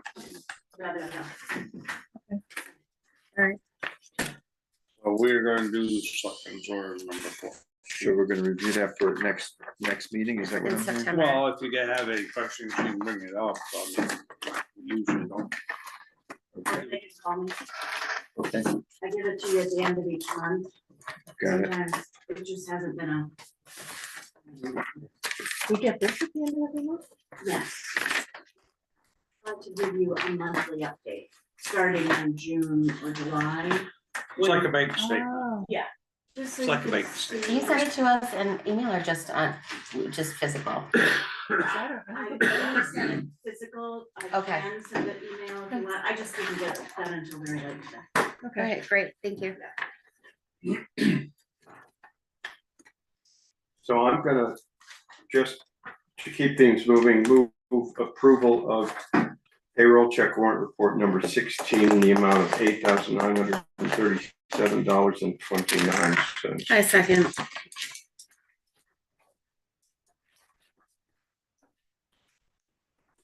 Discussion? All those in favor? Hi. And wow, holy moly, I know, I can't wait to move approval of accounts payable check warrant report number 16 in the amount of $10,699.55. what was your wow about? it's. This is so cheap. Oh, okay. It was a really inexpensive, I mean, you can go from there to over. To what? You can go from this number to over. Again. Oh, yeah. oh God, excuse me. I'm so sorry, Jim. He's so shocked by the price that. Yeah. Was there a second to that? Second. There is now. All those in favor? Hi. I think Jim stole my pen. Can I use that one, please? Thank you.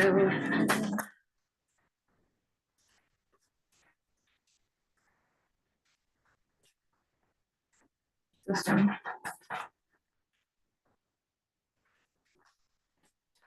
And that's this. Okay. This one, yeah, Is that it? sorry.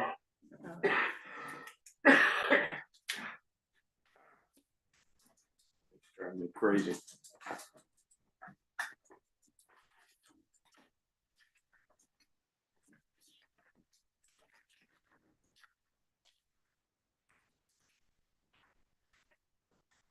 Seems to.